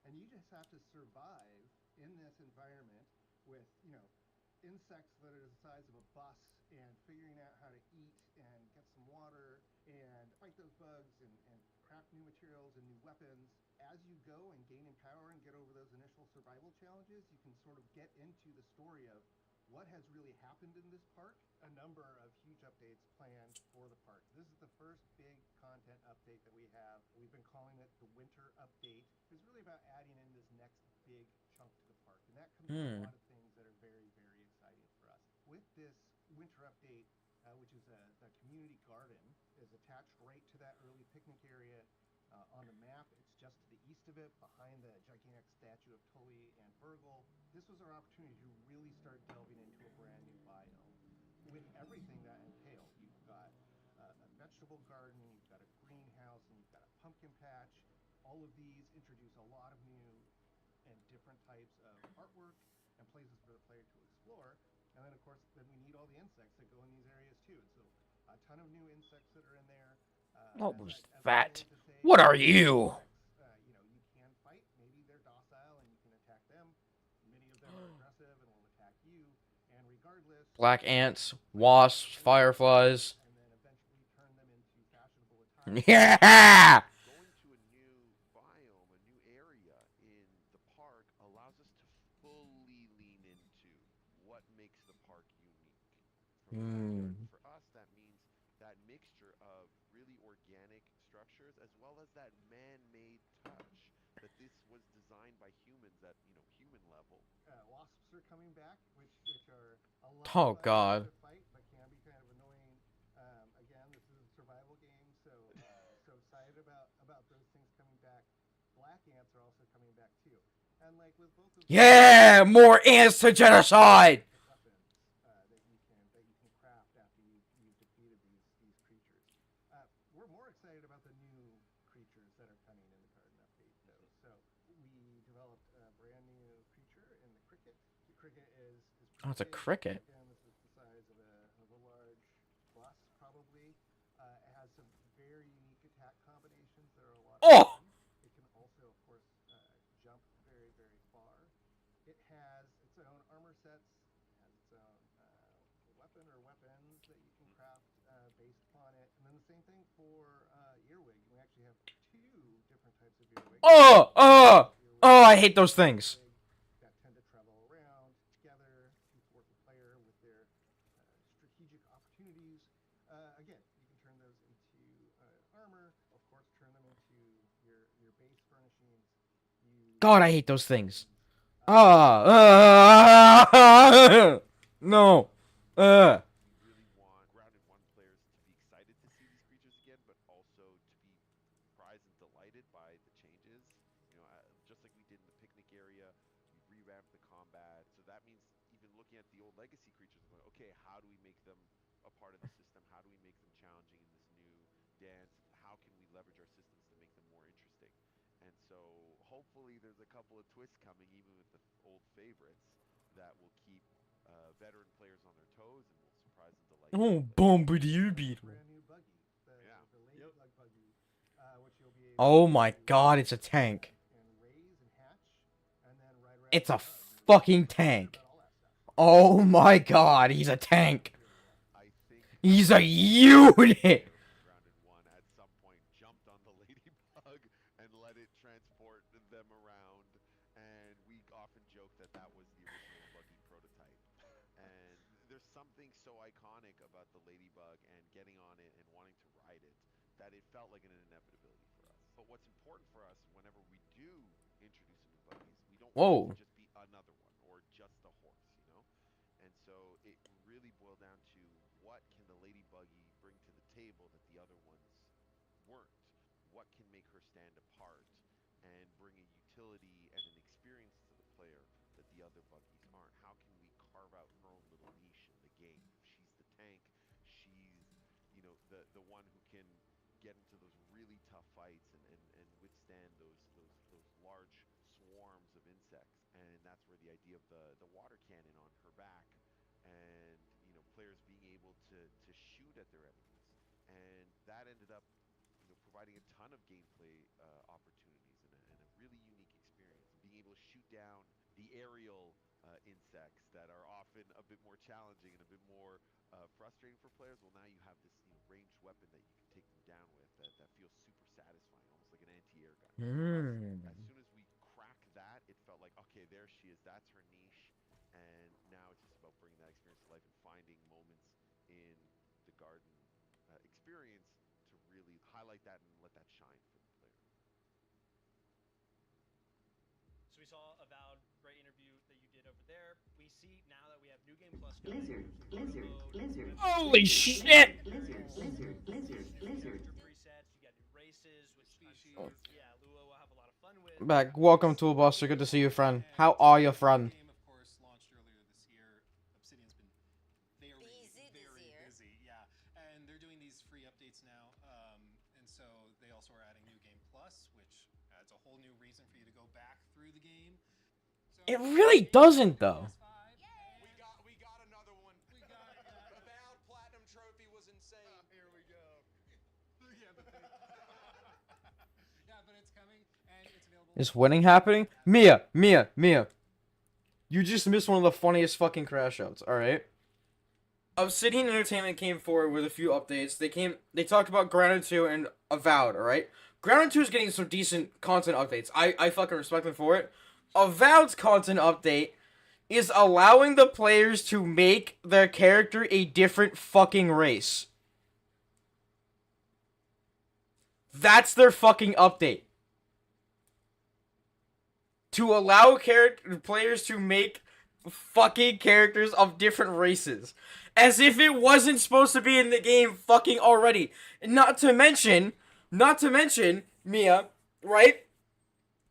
In the Pillars of Eternity games that were before Avowed, right? You were able to play as characters of different races. So why was this not a day one thing? Why was this not a day one thing? Why was just why? And then the SK forward was like, oh, we didn't have time. You didn't have time to implement a cosmetic feature that just made your character fucking short? How do you not have time to just make your character like slightly 2 inches shorter and give him a beard and call him a dwarf? Like what the I'm so disappointed with this fucking game, man. Like, oh my god, this game could have been so much better, but they just did nothing with it, man. And it pisses me so off, because, like, it's not, like, a terrible game, but it's just so incredibly mid that it pisses me off. Like, there are some good things about it, like, the combat feels smooth. The world building of it feels, like, out of this world, but, like, other than that, that's it. The story was mid, right? The companion system they have is fucking dog shit. And, like, the actual, like, dialogue with them is terrible. Dialogue writing for any of the NPCs is terrible. And also, none of the NPCs, until, like, a recent update, even fucking moved around in the city. They just stood there. Like, basically T-pose and just look at you and go, oh, hi there. I'm just gonna stand here for the next 1,000+ hours that you play the game, whatever the fuck you're gonna do. Like, Obsidian made no. Dude, it's so. Oh my god, like. God, Avowed pisses me off so much, man. It could genuinely be a much better game, but it's just not. Ah, man. They did give some updates for Grounded 2, which is like their survival game, and they're giving good content. That's the thing too that pisses me off, right? Is like they were in the midst of developing, technically speaking, 3 games in 2025: Avowed, Grounded 2, and fucking Outer Worlds 2. And you can tell by playing all 3 of these games which of the 3 of them got more love than the other. And the answer is simple: Outer Worlds 2 definitely got most of the love. Out of the 2 of them that were mainly, like the 2 single-player games that were mainly being developed, Outer Worlds 2 got so much more love, so much more in-depth systems, so much more attention to detail than Avowed ever fucking did. And it's so mind-blowing to me. It's like, how do we go from Avowed to Outer Worlds 2? How do we go from, like, mid to, like, an actually great game? I don't understand it. Ah, my god. Takes a bit of reprogramming of certain tools that they use to design it. It doesn't take that long for a cosmetic option in game. Never played any of those games, that's fair, but like it doesn't take that long. In comparison to like it's not gonna take you as long to make your character look different in comparison to introducing a whole new weapon inside of the game, right? Like there's. Is it intended that I cannot hear the video? Are you fucking kidding me? Important the community is to them. Hang on. You're telling me that I've just not been playing any audio whatsoever? Okay, wait, no, I can hear. Oh, okay, it's because I have it turned down, that's why. Oh, no, I fucking paused it. Here. Like adding arachnophobia mode on Grounded. You say, Luke, if I'm scared of spiders, what do I I forgot that I turned it down, my bad. But they like that's kind of their drive. Dude, no, that's a fucking thing too, right? I know the feeling, don't worry, yeah. Like, arachnophobia mode, right? Like, that's an accessibility thing. That's an accessibility thing that they didn't have on day fucking 1 for Avowed. When, like, 80% of, like, one of the Act 1's fucking areas is just fucking spiders. How do you not think of, maybe people who have arachnophobia probably aren't going to like the very first fucking part of the game because 80% of our enemies are fucking spiders. Why are you introducing this just now? Obsidian, what are you doing? Fuck, dude. The big new update, guys. Systems that should have been implemented since day 1. My fucking god, dude.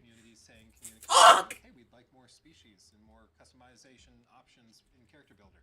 Okay, we'll do that. And it's just really nice to see them do that. They could put it in paid package. More like Obsidian dumb. Got him. Dude. I'm not gonna say Obsidian is completely terrible, because, like, they did make Outer Worlds too. And, like, don't get me wrong. I will give Obsidian so much shit for Avowed, because it genuinely could have been a good game, but they're not as terrible as people say. I will say that, right? Like, Outer Worlds 1 and 2 are phenomenal games in my opinion, alright? Grounded 1 and 2, phenomenal survival games with a great gimmick, great aesthetic, and an a very, like, no, I will say, like, it's an amazing perspective on, like, survival and stuff like that. Like, no one, at least to my knowledge, has done a Honey, I Shrunk the Kids kind of survival game where you survive in your own fucking backyard. That's kind of a cool idea, you know? I will give them that. But, God, fuck, they could just be, like, they could be doing much better. They could, that's, oh my god. It's the one thing that pisses me off in the gaming industry so much is one word, and it's potential. Potential is the biggest, most rage-inducing word in the game industry for me as a whole, because I see so many of these, like, studios that have the teams to do greatness, that have the visions to implement something inside of games that would be fucking interstellar levels of, like, amazingness. But then they just produce mid. They just make the safe option and just say, alright, we're just gonna do this. We're not gonna do anything crazy. But, like, if you're not doing anything crazy, then what the fuck is the point of a next installment to a series, right? Like, if you're not, like, pioneering for innovation, then what the fuck is the point of, besides money? Like, at that point, it's just dumb. I get you gotta make money, I get you gotta do something, but, like, if you're doing something for money, do it to the greatest extent that you can. Alright? Like, I know AAA industries are like, lowest amount of effort, highest amount of profits. I get that, and I hate that idea. When you appeal to everyone, you appeal to nobody, yada yada. Yeah, exactly. I hate that kind of shit, man. It's so... man. As you're going to New Game Plus, you can also change your character's appearance. So you keep some of your skills and stuff, but if you are tired of how your character looks or you want to do something new, try a different race, you can do that by just going to New Game Plus. You don't need to go back. Still quiet as fuck? Okay. I will...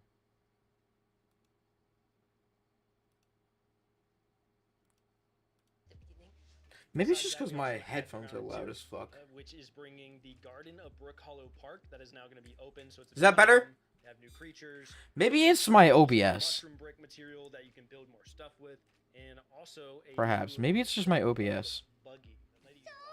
A lady buggy. For those of you watching, that's the Maybe a little louder, please? Okay.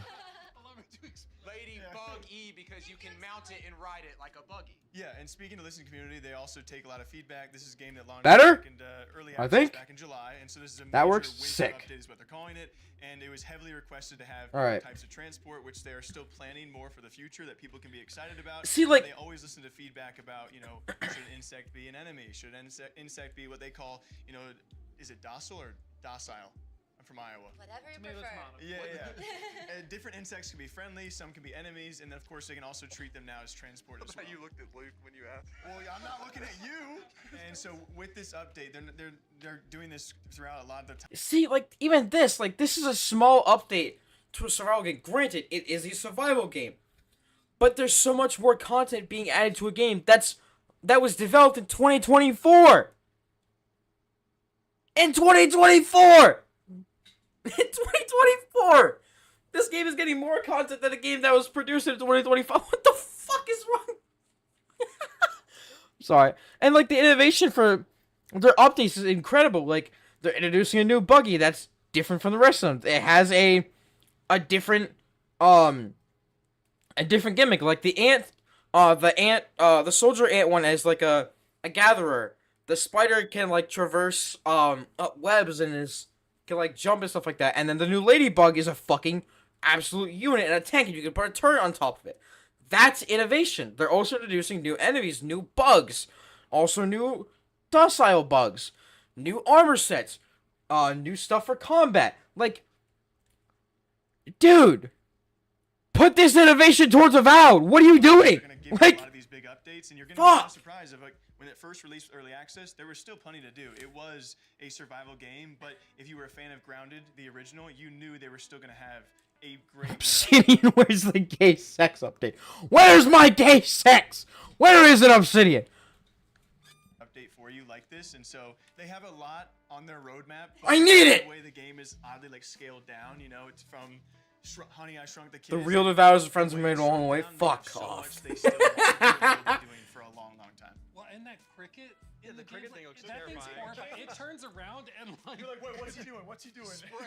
I gotta give them credit. Like, Obsidian's been so crazy busy. Like, the fact that you can put out 2 pretty sizable games in 1 year and a bunch of updates for it. And it seemed like they were cooking something huge, right? Because Yeah, they just had Tim Kaine come back out of retirement. He's one of the creators of Fallout back in the day, and he didn't he also was some of the original creators of Vampire Bloodlines? I think you did. I think so. Yeah. Yes. Wait, did it say He's, Tim kind of a Kaine is legend of the back? Industry. He in 2020 went and started doing consulting work with Obsidian, but he was, in his words, semi-retired. But he's actually gone back to Obsidian to work full-time in office, moved to the studio on some project that's unannounced, and he said, "Don't bother guessing. You will not guess it." So, new IP. New IP. Something crazy. Who knows? But they are Or busy. he's trying. If they're making a new IP, I swear to God, please, for the love of God, give it time and love. Don't just fucking release it. Like, New Vegas 2. Imagine they make a New Vegas 2. There are rumors, apparently, of a New Vegas remaster and stuff like that, which, to be fair, has been going on a lot recently, but with the whole debacle going around with the Season 2 of Fallout, there's this, like, weird countdown. Let me find it. I think I actually posted it in a Discord I'm in. Where the fuck is it? Yeah. Fallout.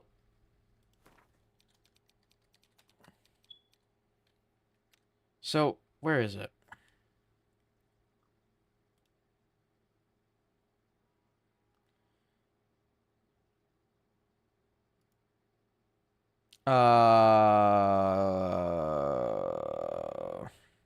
Where's the website for this? Hang on. So this is what we're seeing. It's like a countdown on an Amazon website, like an official Amazon website for Fallout. And it just says at the end of, or shortly after the end of Season 2. So people are speculating that it's going to be a Fallout 3 remaster. I don't know about that, but it's either going to be Fallout 3 or Fallout New Vegas. It's hard to not see like You know, the TV show being excellent and everyone itching for more Fallout. So Okay.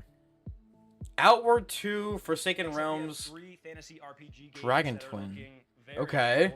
cool, as I Let's would check say. these out. This is going to be Outward 2 from Night Dot Studio, a follow-up to their other survival game, Outward, obviously. We have Varen's Call by Titan Rock, and then we also have Dragon Twin by Draconic. Oh, I think I've seen this one. I think I saw that last one. Ooh.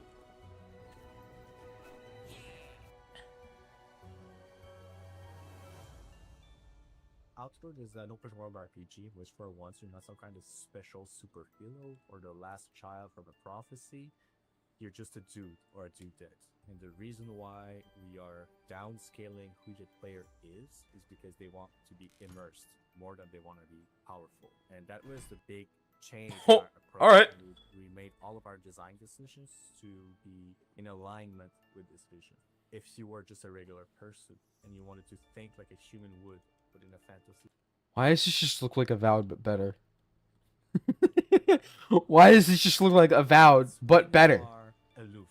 When you're just like, "That's not so dangerous, I've done it." Holy shit! That's when life just snaps back at you, right? Avowed Life 2! like that. It should be like that in the design as well.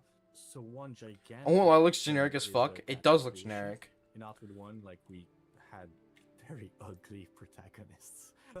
And we didn't have a lot of options. You know, you had like 3 skin colors, a handful of faces, a handful of haircuts, and that was it. It feels like really drawing yourself into an RPG. You choose a background, you choose traits, you have a very granular system to modify and customize your character to your Okay, I one of think the big- the background system, like, that game developers keep implementing, they need to do more with it. It needs to be more in depth. Like, I only see, like, anytime I see a game have this kind of system, normally it's only, like, it only shows significance in maybe, like, 1 or 2 dialogue options, right? And while, yeah, that's, like, a kind of cool thing, it's like, oh, yeah, that's so, like, that's a neat little thing, but then that's just kind of it. It feels shallow. I think there's a deeper dive that they can do. This is why I like the Outer Worlds too. Because one of the things that they did was, in their background system, there wasn't just things that, there wasn't just dialogue options you can implement, with said background, but there are also certain interactables throughout the world. And even certain, like, puzzles and whatnot that you could solve if you had a certain background. Like, for example, my character was a lucky character, and also a gambler, and he was able to quite literally guess a good majority of terminals and, unlockable things solely just by fucking around and finding out. Right? I think something like that is amazing. I think there should be something more like that. Starfield kind of does it a little bit more. As much as I'd like a lot of people like to shit on Starfield, including Yumiya. I know you despise Starfield, and for the righteous reasons, like, for very right reasons.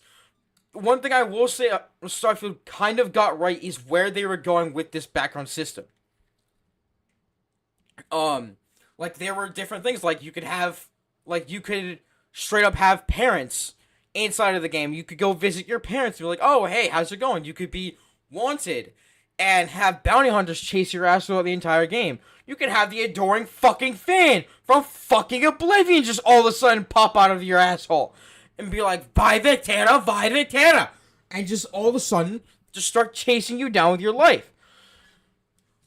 That was great. I still think it was too shallow, but that was a great direction of where they're taking it. Skill checks based on your background. Yes, exactly. I want more games to implement this system more than just a shallow system. Like, oh, okay. Like, that's just... It's basically like... How do I put this? It's basically like a... pointless, like, nameplate. Like, it's like if I put, like, a fucking name tag on my character. And that's it. Of, like, descriptions, and, like, that's it. Like, nobody gives a fuck about a name tag, right? Like, if you're told at, like, some, like, random ass event, oh, put, like, your name and, like, something you find interesting on this name tag, nobody's gonna give a fuck. Nobody looks at these name tags, alright? They're gonna care about who you are and, like, what you're talking about through conversation, but they're not gonna see the name tag as fucking anything. And that's exactly how game developers treat it. They treat it as basically just a name tag that just means fuck all. So, I want them to have a more interactable space for something like this. The closest thing I want to say does this is, like, I don't want to say this entirely is a parallel thing, but, like, with Baldur's Gate 3, right, each and every origin character has, because of who they are and because of the background, they have different, like, niches, but that's also because that's individual storylines. So I think that's a different thing, but I would love for games to go in sort of a direction to where Baldur's Gate is, like, almost that same level of in-depthness of the decision of who your character once was before. Because while, yes, like, a role-playing aspect is great, but, like, leaving it entirely open to interpretation is just fucking stupid. Because then it just becomes pointless, right? You might as well just not have it in the game, because then you're, like, the player can just write it in their own mind for themselves. If it's not contributing anything to the game, then why put it inside of the game in the first place, you know? Like, if it's for a role-playing aspect, sure, but actually put role-playing, like, key concepts with it. Don't just put it there and just say, oh, it's for role-playing. No, the fuck it's not. There's nothing there for it. Just using more of a mix of your own character and pre-made characters would go so hard. Exactly. Makes you more excited for next video game. You know what's a good example I'd probably say is, like, Cyberpunk. Cyberpunk, I think, hit this almost on the nail. I think they almost hit this on the nail of, like, when you start your game in Corpo Street or Nomad.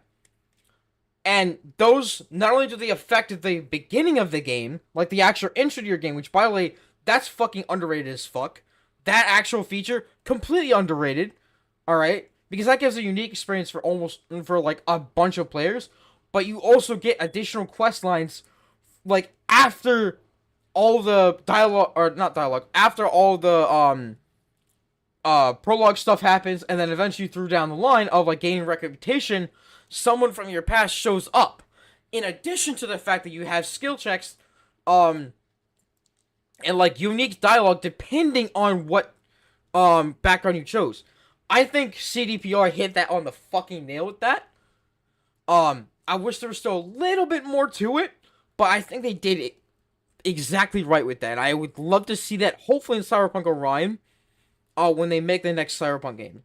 Almost like Cyberpunk is actually a good game. True. You choose one of 3 starting locations. So, as a regular person, what justifies throwing yourself into danger? How do you become an adventurer? Well, we have 3 different quests, depending on which city you choose. So if you are in Simeon's Bastion, you are a homeless person. You're desperate.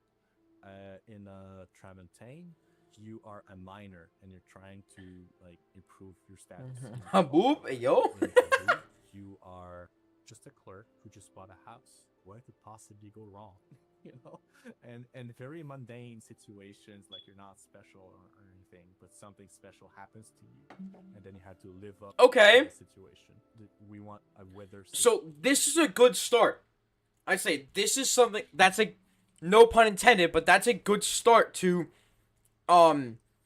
backgrounds being implemented inside of a game, right? That's something that I would like to see more being extended and to explore a little bit more. Like, having your character inside of an RPG start in different areas, that gives more immersion to the player of, like, okay, I'm playing I'm not just a royal in my past, I'm also playing as someone who is, like, of royal blood, or, like, someone who's poor. If I was poor in my past, I'm not all of a sudden going to, like, just, like, have all this, like, nice gear and shit like that. No, I'm going to, like, come up from being poor and, like, gradually go through and get to the main quest line. something like that is amazing. I would love to see the direction that they take with this. That is very dynamic. So now we have a year-long calendar with seasons, and you just go through all that. So it's gonna be winter, and then it's spring, and then summer, and does change, like what kind of stuff can be found, what kind of armor you need to wear. Dual wielding is gigantic. So now you can combine anything that goes in one hand, and that opens up a lot of possibilities. In Outward 1, like you had your offhand, you could only have a set amount of things, and you had your main hand. Now you can just interchange. You can have 2 shields if you want. It sucks. I don't. Yeah! Yeah! Finally! Finally! Door shield return! Yes! Finally! Finally! But you can't. Of course, like just visually. Finally! Shield man! It's more build, it's more visually vibrant. That's going to be something that people will notice very quickly. Just like an Outward 1. They're making a Souls-esque game? It seems kind of like it. Like, it seems kind of... Doesn't seem like a difficult game, but the movement kind of seems like around that. Exclusive skills. So if you take one, you can't take the other. And you have a maximum of 3 breakthrough points. So there's only 3... Finally, John Doerr.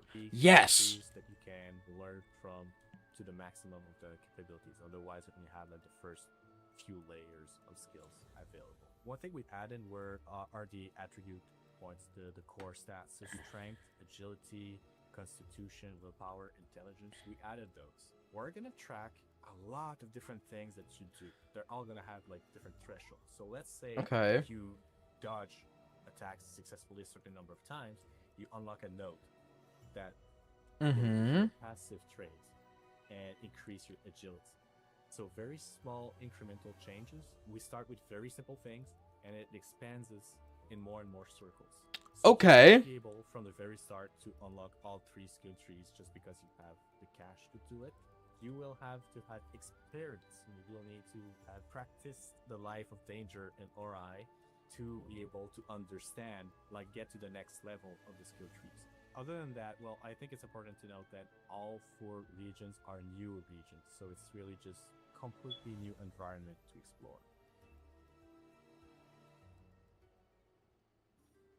Interesting. Taking a deep dive into our upcoming action RPG, Varen's Call.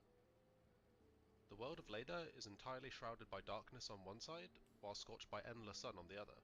This sounds like somebody I know. Hostile areas are known as the Forsaken Realms, which, as you may have noticed, is the name of the universe we are meticulously crafting. Mia, doesn't this sound like someone we know? Your first steps within the Forsaken Realms will take you to the Vale of Varen. Am I crazy? The brink of collapse, and the first of our narrative-focused adventures. You'll step into the boots of a lone mercenary, seeking to answer Varen's call for aid, and maybe earn some... I can't stop picturing it.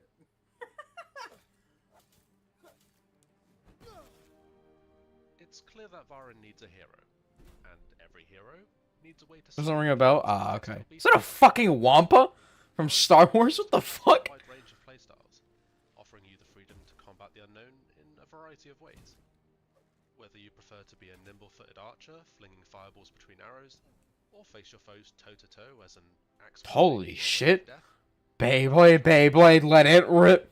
The game's classless system means you're never locked into playing a specific way. You have the ability to adapt, alter, or completely switch playstyles midway through your adventure. Unlock and spend perk points to obtain new skills and abilities, and level up your mercenary's core stats by gaining character experience. Hidden chests throughout the world will reward you with a range of weapons, armor, and unique trinkets. Some providing unique... Does that motherfucker have a lamp on his head? Wait, no. Is that a candle? Why does he have a No, hang on, go back. Is that a fucking candle on his head?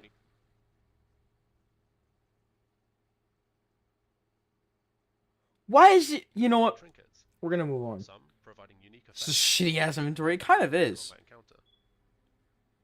The local hamlet of South Vale acts as a hub, a safe space that provides various amenities for you to further... It's very basic.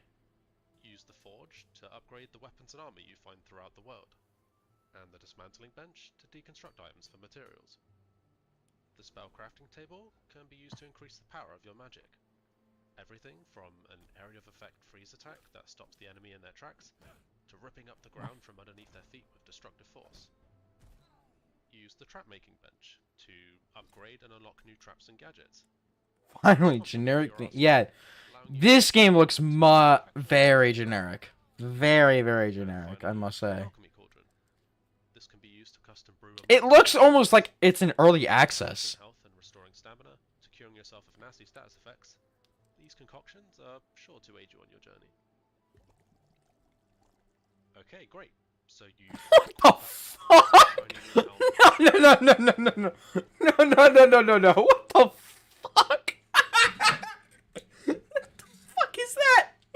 So you've equipped that shiny new helmet, purchased that slightly overpriced magic spell you always had your eyes on, and upgraded that new Polybuster barrel to the volatile variant that has even more boom. You can just upgrade barrels? What the fuck? Change of pace. Yes, you're supposed to be the hero and save the city, but heroes need breaks too. Besides, there's a whole world to explore. Being able to make goofy faces are the hallmark of a good game. I take it everything is speed. Your help with their problems. Then you've come about the job. You might find yourself involved in a murder mystery, helping Dude. a local peacekeeper catch the criminal behind the death of her beloved friend. Call me crazy. You said earlier, like, oh, you have to be the hero. Why do I have to be the hero? Why can't I have the choice to just be fucking evil? Like, why can't I just be just a genuine piece of shit? Like, why can't I just go into a village and just be like, oh, small child, and just blow his shit smooth the fuck off? Like, why won't games just let me do that? God forbid I just want to live in a world where I immerse myself. Exactly. Or maybe you're on a mission to rid Varin of the Gnomi scourge that plagues the city. What the Because fuck? A crazy guy in an outhouse called you a hero? I know the truth! Maybe we should stick to the main task at hand after all. Varen's Call is soon to release on PC with full controller support. Oh, okay. Releasing on consoles at a later date. Our game is inspired by classics like Fable and The Elder Scrolls, so if this sounds like your kind of adventure, consider heading over to Steam and adding it to your wishlist to stay up to date with us. Until then, we'll see you mercenaries soon. Okay. Looks a bit basic, I'll admit. But I'll still give it a look. Fuck it. Christ, that is loud.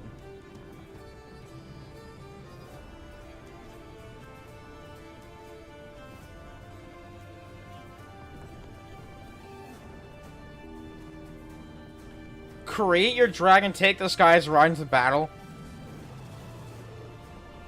Okay.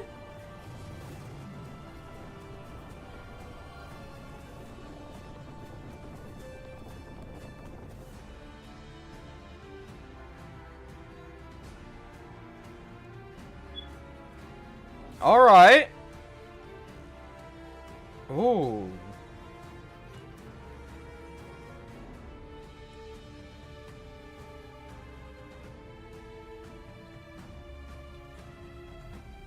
This is intriguing.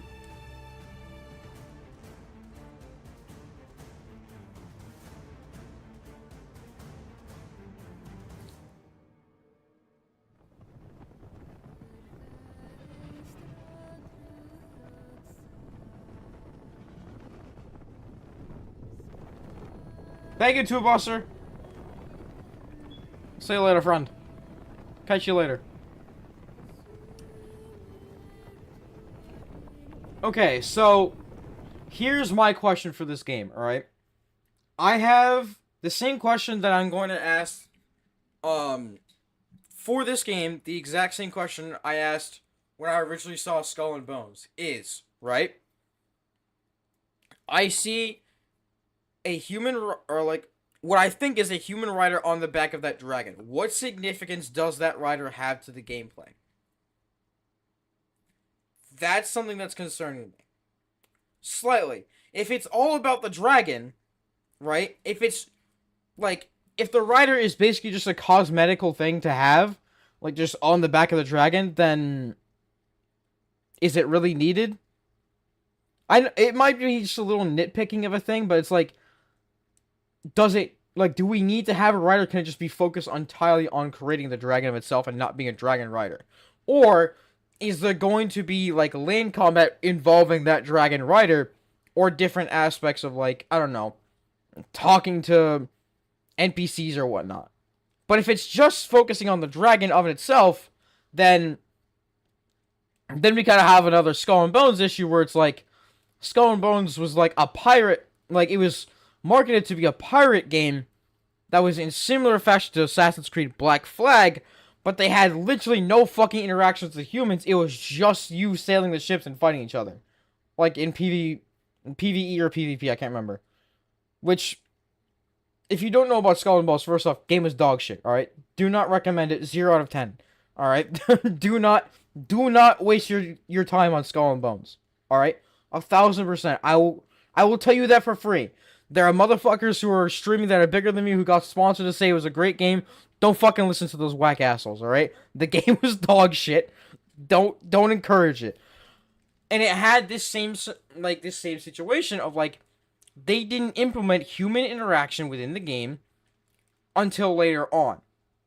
Which, again, should have been something they should have implemented since day one. That's just my personal opinion. Damn, I was just about to go buy it. It's a quadruple A game after all. Yeah, quadruple A of a scam.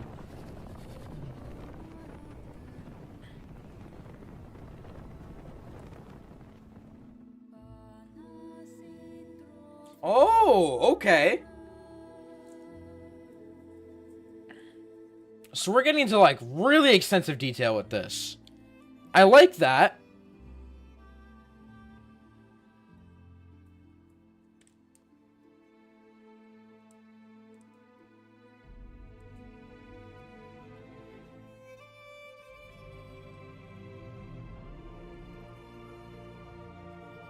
Okay. I am interested a little bit.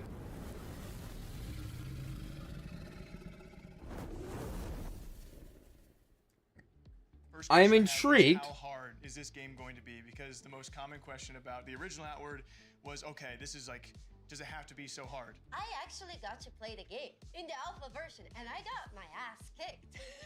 I'm glad. Deserved.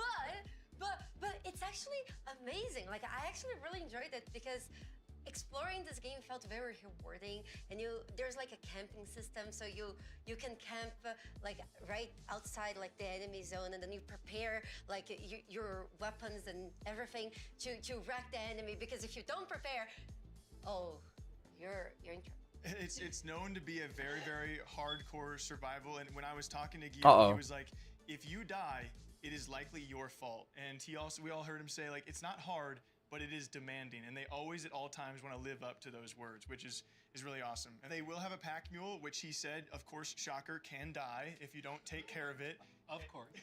But it's, one of the big struggles was with inventory and spacing, along other struggles that players had to really try and, play out this game. Like, I think we need a lot more games like this, where, like, it's not hard, but it is demanding. Like, a lot of Souls-likes, for example, try and lead it into being hardcore of games, or like hard in terms of like interactions with enemies, in terms of boss fights, but a lot of them don't seem to get the formula right. I think Elden Ring got it perfectly with its difficulty. Like, Elden Ring is still a difficult game, but I would argue that Elden Ring is on that same like spectrum of like, it's not hard, but it is demanding. Right? So, like, yeah, it still has some difficulty to it, but you have the resources available for you to prepare before you meet Morgott. Or before you meet Margit. Right? Like, you genuinely have enough resources to not only, like, meet him on the same playing field, but even to a higher playing field than he. You could straight up just over level. Versus in games like Dark Souls, you're kind of confined within an area. Like, you're not really given as much freedom as Elden Ring does, and because of that, it makes it more challenging. So I appreciate games who aren't like strictly going for the challenge. Don't get me wrong, there are games that I enjoy a lot that are like specifically challenging and want to push that. But I do think there should be more games that lead into this idea where like we're not hard, but we're demanding more of the player instead of just blowing right through the game, right? Plus, Henry just has more OP shit in general. That's true. And another great example of this is when they introduced the DLC for Elden Ring, right? DLC, also, in my personal opinion, except for the one fucking boss, wasn't hard, but it was demanding, right? Especially with how they introduced the scatter tree system, where like they knew that like all these players by a large margin were going to be walking into this DLC thinking, "Oh, I'm going to wipe the fucking floor with these guys. This is going to be nothing," right? So they're like, "Okay, how do we keep this still engaging, but at the same time making it so that it's not too hard for the players to just dismiss entirely?" And increasing the difficulty of the characters, in addition to having that scatter tree system, was, I would say, definitely a perfect balance of that. Another leveling system, exactly. I think that's something that they definitely hit the nail on too. You were saying earlier, you can't dilly-dally in this game. You have to really know what you're going to do, and eventually you'll get a hang of things. But another big one was dual wielding. So you can dual wield, he says, anything in the game. You can even double shield it up, which he says is not recommended. You can attack with the shield. It's super close. He really loves to stress all I don't give a fuck if it's not recommended. I'm dual wielding the fucking shield. yeah. I do not give a fuck. If you tell me it is not recommended, if you give me the option to just wield 2 giant pieces of steel that I can use as a shield and also can just absolutely mollywop somebody, I'm fucking in. Say fucking less, I'm doing it. You can perforate a lung. Trauma. She has clearly sprained. You can sprain her. I also got brain damage. You can have a concussion. It will all impact you, and all these ailments like take different lengths of time to recover from. I got a concussion in game as well. It was really tough. As well? What were you doing? What were you doing out of game? It was it was just kind of like a play on, because whenever I told people I got a concussion, brain damage in game, a lot of people in my chat was like in game. Bring back Bloodborne gimmick weapons. Dude, I love Bloodborne gimmick weapons, dude. Holy hell. Man, I'd love to see something like that more. Like, the closest thing we have to that is what? Fucking Monster Hunter? That's like, I'd probably argue is like the closest thing I'd see in like modern RPGs. Is the closest thing to those gimmick weapons. I don't know the actual name for them, but you know. Yeah, exactly. Like, that's... Like, Bloodborne is such a fascinating game, dude. Like, it's... And then it's like, nobody ever did like the weapon system they had ever again. Like Bloodborne was like one of the only places I've seen ever do it. They're just like, yeah, that's it. And then everybody else is like, yeah, sword, shield, spear, axe, magic. Like, don't get me wrong, if done correctly, that stuff is great. But like, I would love to see something like a fucking gun lance from Monster Hunter Wild or Monster Hunter. Inside of just a normal RPG, or something along those lines. Not like an actual gun lance, but like something along that lines of like, it's like a giant fucking spear, but if I open it, it's a fucking cannon that I can put in the face of my enemy. Like, Sounds like the most hardcore of hardcore survivals. It was really fun, and you can also play with friends, and then things become a lot more bearable. They showed the split screen. Yeah, so you can play split screen with your friends, and it's really nice. Especially because then, like, you get beaten up, and then your friends get beaten up, so and then you know. can get digital concussions together. Yeah. Next up, we have Forsaken Realms, Baron's Call.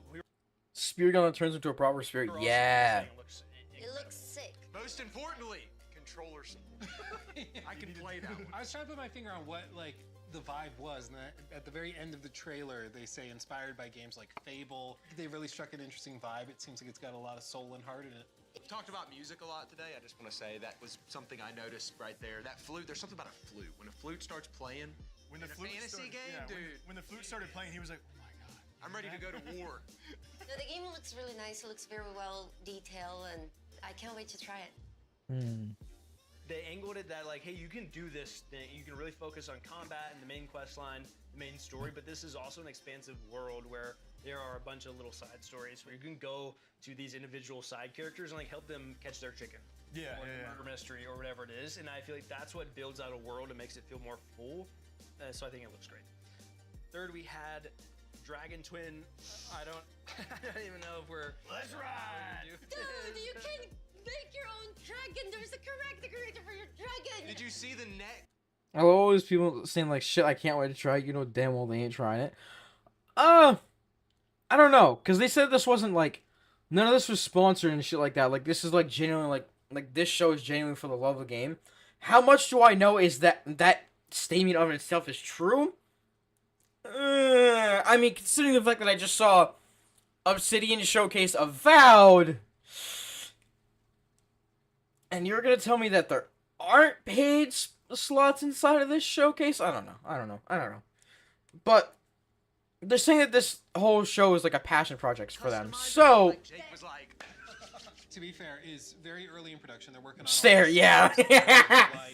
As they mentioned in the trailer, it's still a work in progress. They're like finding the game and what it's gonna be based on funding, Patreon support, things like that. But I mean, just like imagining the vision of a kingdom builder where like you're in command of dragons like Khaleesi, like inject that into my veins. It's another one of those games I didn't know I needed or wanted, but never even came across your mind. You're like, wait a second. well, you see and you're like, of course.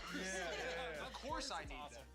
I can't wait to see how it progresses because it already looks amazing. But they left the. I do think that a lot of these guys probably won't play it. Like the one person I think I know, like at least I think confidently would play a lot of these fantasy RPGs is Luality, the one that's like on the left of the guy in the middle. She's known for a lot of like fantasy RPGs. She's also the same streamer who beat Elden Ring and Dark Souls with a fucking dance pad. Like she's a gamer of all time. Like she's very, very talented in what she does, both as a content creator and as a gamer. So like I could definitely see her playing some of these games. All these other guys I don't know, but they were talking in the beginning of the showcase a lot about like multiplayer games. I was like, okay, so like and then they were saying like, oh yeah, like one of my favorite, or like my favorite game is The Last of Us. I was like, oh okay, all right. So like, basic taste. I'm kidding. Not that there's anything wrong with that, but Saw some light with other dragons maybe fighting and how that's going to come into play. I'm really curious The about. movement, I mean, you're going to get some Battlefield pilots. The cinematic shots you're going to get with that dragon is going to be crazy. Next up, we have okay. coming from Munfish, a comparison of the twins from Atomic Heart, now in the cube. A very exciting game I think we're all looking forward to. And for Atomic Heart, some new screenshots from their DLC number 4. On top of that, there is also Immortal Gates of Pyre that we had an incredible interview with that Jake hosted, where we talk a little bit about the making of the game, the people behind it, and RTS in general.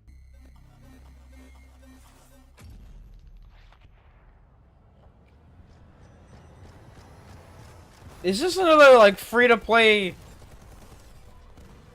Oh, this is the DLC. Okay.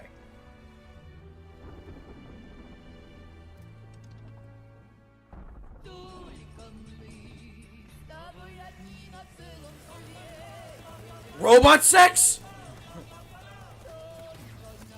Robot sex update? I'm kidding.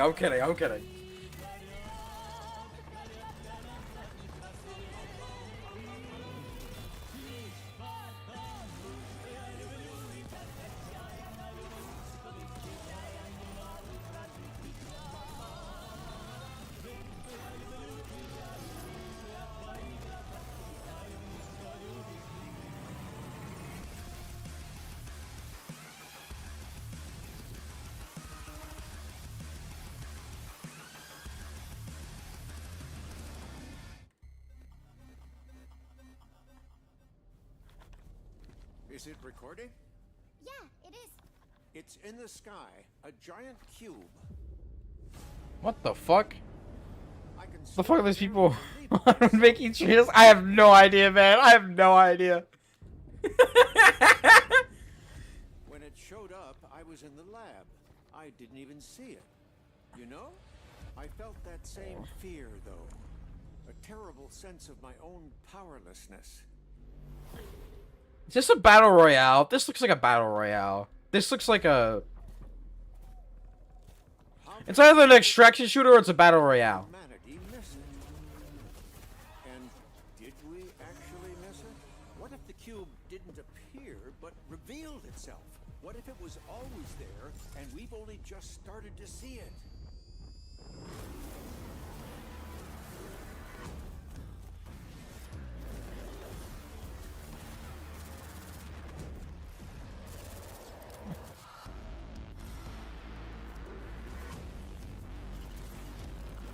What the fuck?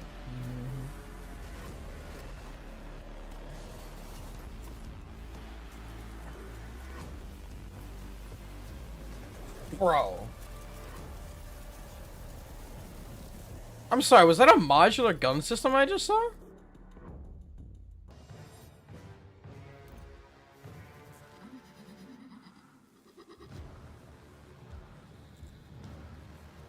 Oh no.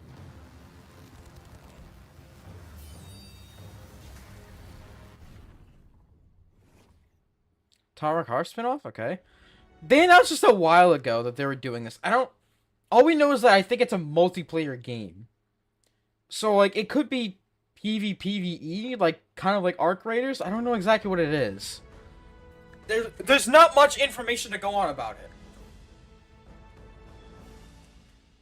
So, Immortal Gates of Pyre is an attempt to modernize and make more accessible the RTS genre, while simultaneously keeping all of the complexity and the opportunities for mastery that have made RTS so popular over the years. So it's I would refer to it as a Blizzard-style RTS. The fast action, big battles, very tactical, kind of very rapid-fire chess. We realized that RTS, in part because it was dominated by a few big players, never really went through the kind of indie transformational experimentation. Some of the companies that tried to do so did so by stripping away features or losing some of the things that really made RTS great. In the early days, we surveyed a lot of players in both MOBA and RTS communities and found that they really loved the fantasy of commanding an army. RTS, at the end of the day, if you were to strip it all away, is just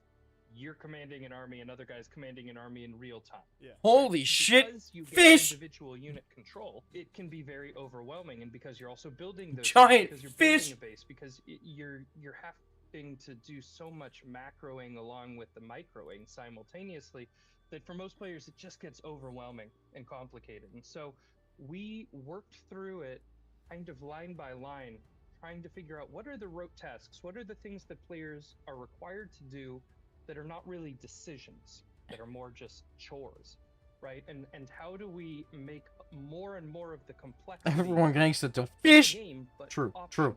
opt-in. True. We refer to it as opt-in complexity. And then simultaneously, how do we create a world and experiences and game modes that people want to be a part of? We want to take this genre and show people this genre isn't dead. People want this fantasy. They want this experience. It has to do with things like the UI and the UX, the unit design, and a lot of that opt-in complexity. So, for example, Got to go for most now. Have RTSs, fun. you always have Catch to her be on building Mia. workers. If you're not building Adios, workers, friend. you're falling behind on your economy and you're screwed. The correct move, with very few exceptions, is to build a worker every chance you get. So we made that automated, but have a toggle. If you want it turned off, you can. So if you're trying to do a specific timing attack, you can, but we took that complexity away. One of the other things is how in MOBAs you have a unified command card, right? All of the abilities and castable abilities on your hero are easy to reach. You can hit all of those buttons very quickly on one hand.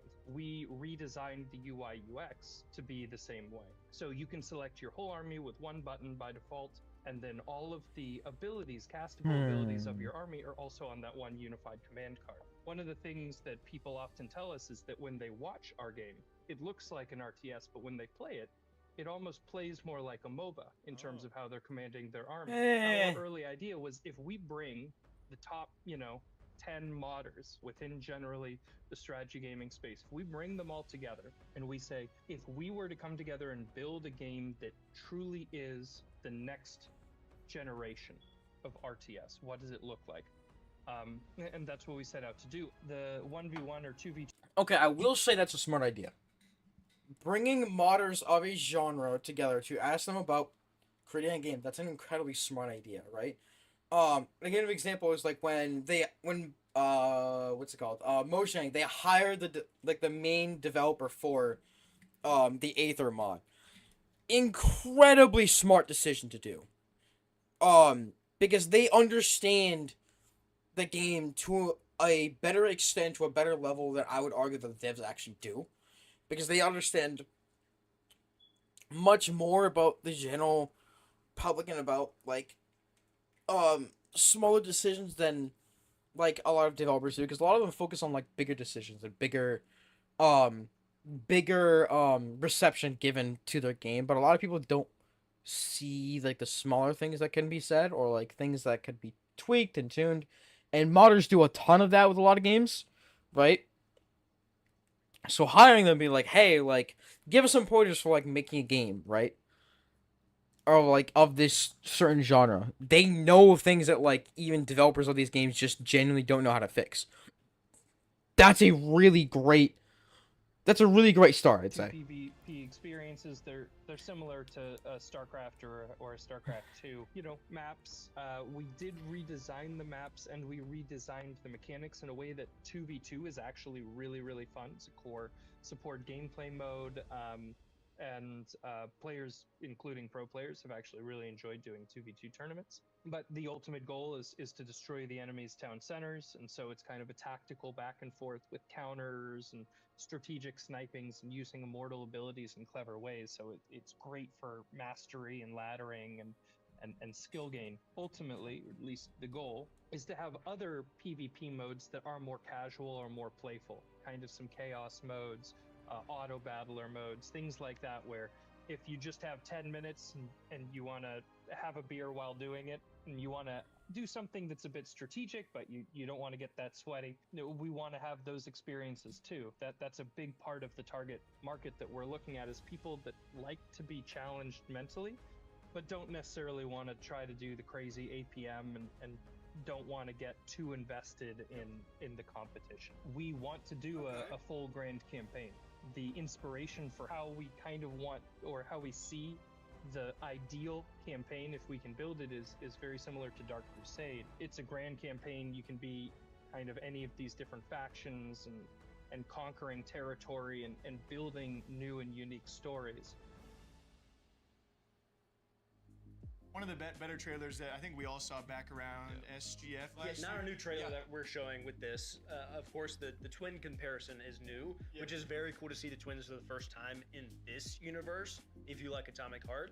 But the trailer itself for the Cube, nothing new. The potential for that game is like unmatched. It is a crazy They're so concept. good at cinematics, and also just like the concept of playing a game like that with the map constantly changing, the biomes changing. It like breaks my brain to think about, but in a fun way. I think. Like different terrains, different weather. Yeah. They show that sliding clip where she's sliding, and then as the cube is apparently rotating, we don't know how the mechanic even works with the Well, I'm map. assuming you can fall off. Like if you fall You would off the think, map, right? you just like that's. I'm sure you're Or get dead. crushed. And they've taken so many gameplay mechanics already. We saw from that short trailer. You saw wall running. You saw just like traditional gunplay. The other cool part to me is that it is set in a universe that people have already been a part of. The world of Atomic Heart's very interesting. Can you as well. explain it a little bit? It's kind of like it is Soviet Russia in an alternate timeline where they've mastered robotics, but then there's like evil robots. And in terms of vibe, it's kind of like Soviet Bioshock. And it's a vibe. That's a good way to put it. Yeah! From the original game Atomic Heart, one of the primary things people loved about it were like the boss fights and then like the outdoor environments and the art direction. And that is just the Cube and then they're adding in this multiplayer component as well, with like it seems like PvE elements with bosses that you'll fight against together as the cube rotates.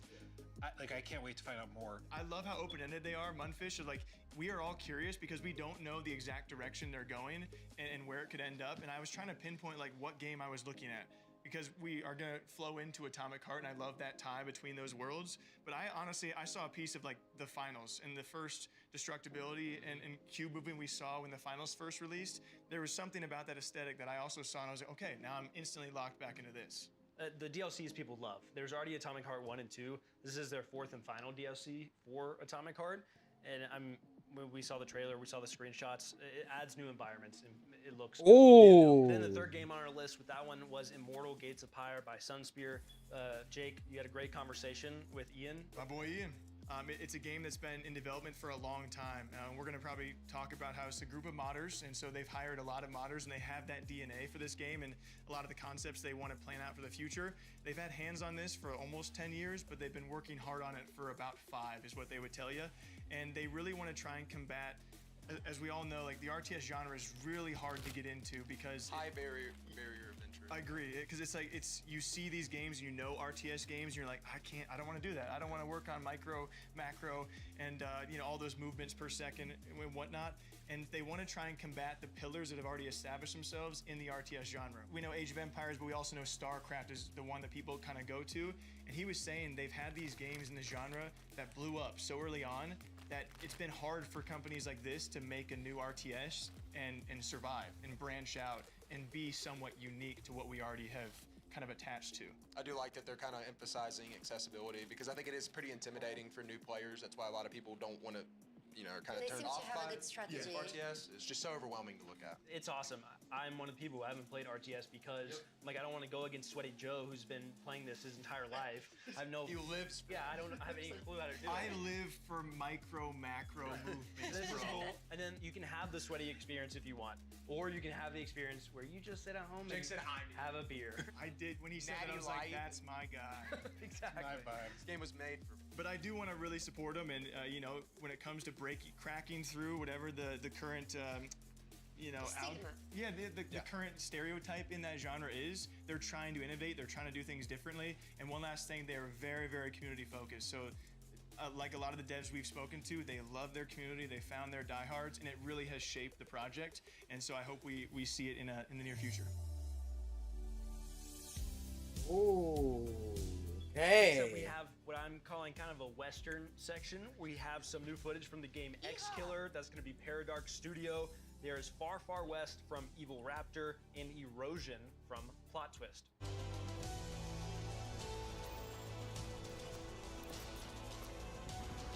What is this?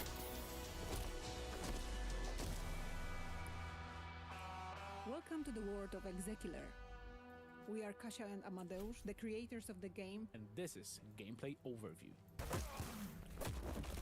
Execular is a first-person action-adventure game that encourages exploration, rewards curiosity, And never holds your hand. You play as Denzel Phoenix, an Execular, a corporate bounty hunter. Execulars hunt down fugitives and reclaim souls from those who try to escape the system. One of the game's main hubs is the Tower, a massive fortress city ruled by the Helion Corporation. This is where you accept contracts, upgrade your gear, and prepare for missions. Job well done, contract fulfilled. The game is structured in chapters, and almost everyone begins and ends in the tower. Outside the tower lies. This a gives me hard, like scorched cyberpunk desert. kind of vibes. You travel through it in a heavily modified car, designed to protect you from extreme conditions, such as heat and radiation. Inside the vehicle, you have access to your computer, storage, and a working radio.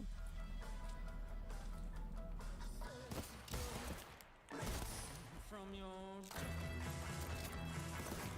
The gunplay, the graphics, the movement, it screams cyberpunk to me.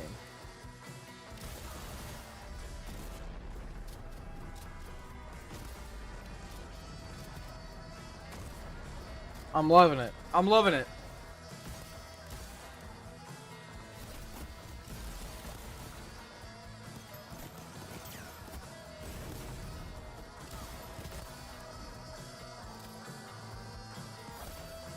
Oh!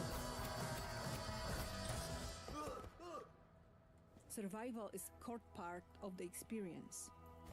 Inventory space is limited, and every item matters. Forcing players to make decisions about what to carry and what to leave behind. Hellion's high-tech systems allow you to hack It's a Resident passages, Evil's. pick locks, and access restricted areas. It's like Resident Evil's system of Plans help you inventory clear space. elements and investigate the environment.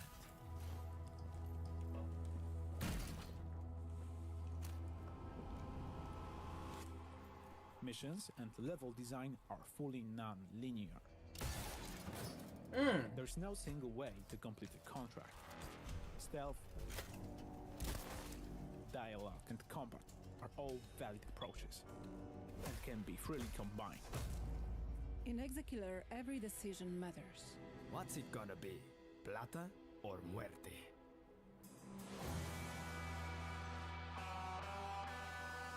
Wishlist Exekiller on Steam. Hi everyone, Robert here from Fireshine Games. I am the Senior Product Manager for Far Far West, developed by the incredible 6-person team at Evil Raptor. Far Far West is a 1-to-4 player co-op PvE first-person shooter where you play as robot cowboys in a weird western world. Work together to kill bosses, collect bounties, and cleanse the lands of the evil enemy invaders. Today, I'm going to talk you through a short, single-round session of Far Far West. Here, we're exploring the Far Far West hometown, an evolving space where you can upgrade your weapons, spells, and character. Once the team is geared up and ready to go, we can pick the bounty we want to hunt and drop into the game.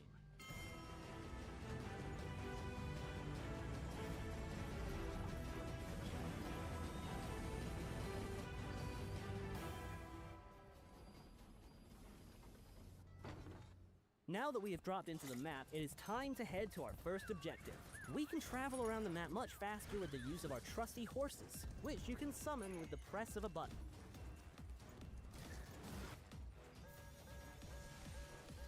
When fighting enemies, I can use different firearms and a variety of spells to do damage or heal myself and teammates.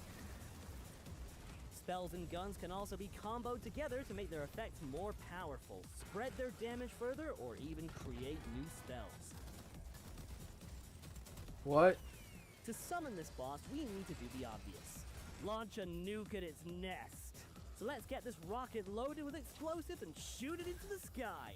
When playing co-op, you have to work together as a team to complete the objectives and defend yourself from enemy attacks. So this is like Right a... now, we're throwing sticks of dynamite to my teammate for him to put in the rocket, of which he is actually only catching a few. While carrying out objectives, you will attract the attention of the enemy hordes, who will try and stop you. Now we have the rocket all powered up, let's launch it at the boss nest to really make it angry. This bounty is far from over. Now we have to take the beast down. Let's summon the boss and get this party started.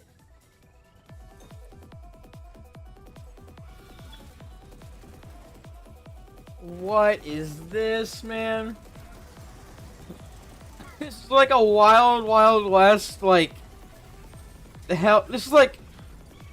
Monster Hunter meets Helldivers meets, like... We won and the boss is dead, but we aren't safe yet. So let's get to the station to get the last train out of town.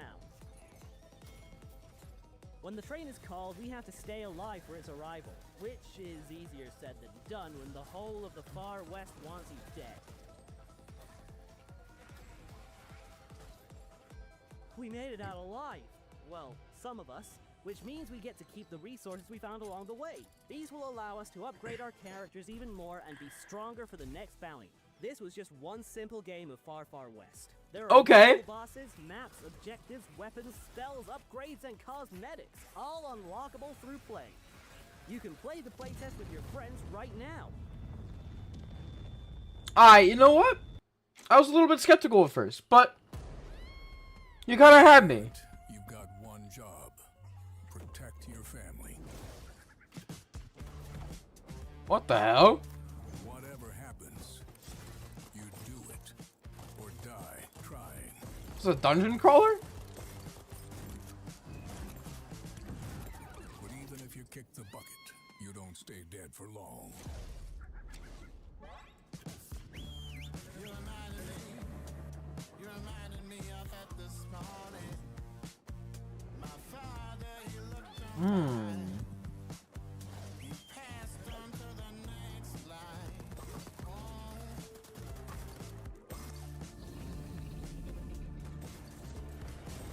Oh god, the worm.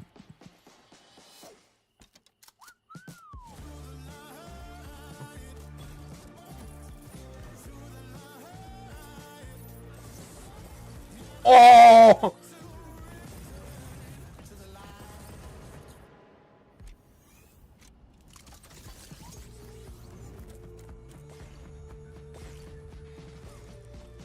This looks really well made, I'm not gonna lie.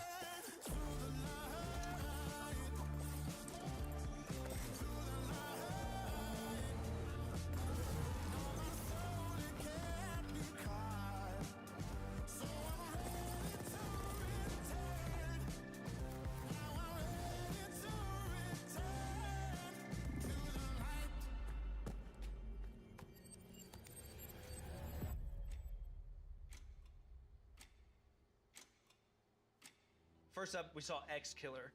That's coming from Paradox Studio. It's kind of, I mean, the vibes look great to me. It was reminding me a little bit, you disagreed, but like a cyberpunk in the wild. No, in the I West. just see it. I just see it.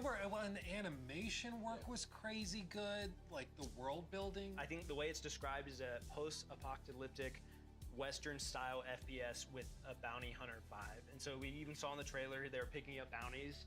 It kind of reminds me of Fallout as well. Yeah, a little bit of Fallout in there.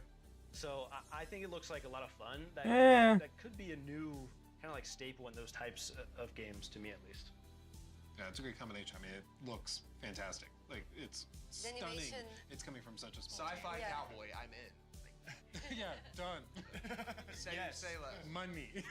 Then we had Far Far West coming from Evil Raptor, Western-themed action shooter project. I don't, the way I've been describing it, to be honest with you, is Western Sea of Thieves. There's a lot of depth there. It looks like, I mean, that's not a bad comparison. Sea of Thieves was very fun to me. What if Sea of Thieves but cowboys, basically?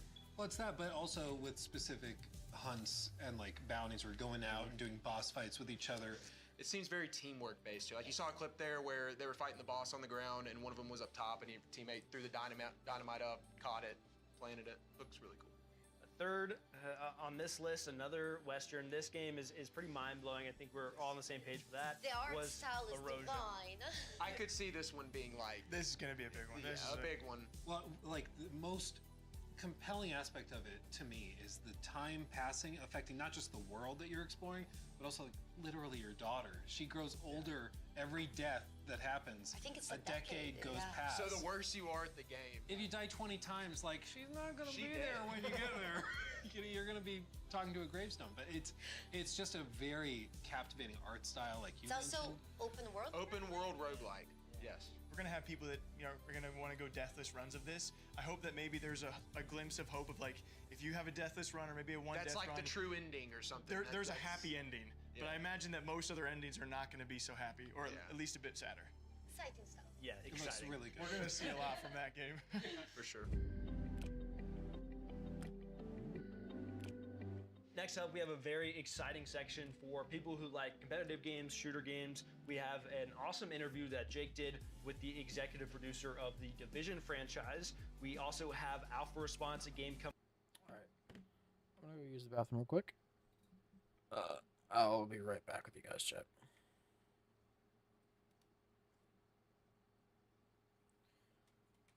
I'll let the ads run and then.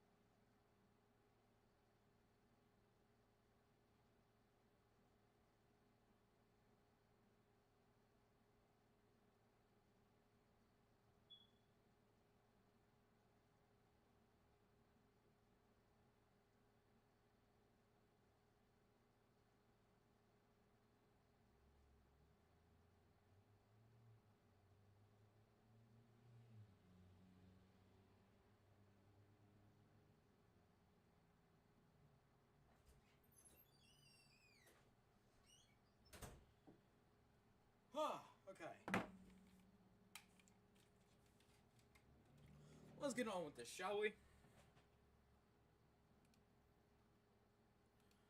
Back to the show. Coming from the original creator of Counter-Strike, Min Lee, or Gooseman, whatever you know him as, Last Man Sitting from Pixel Pizza, and Sand Raiders of Sophie by Holygriff.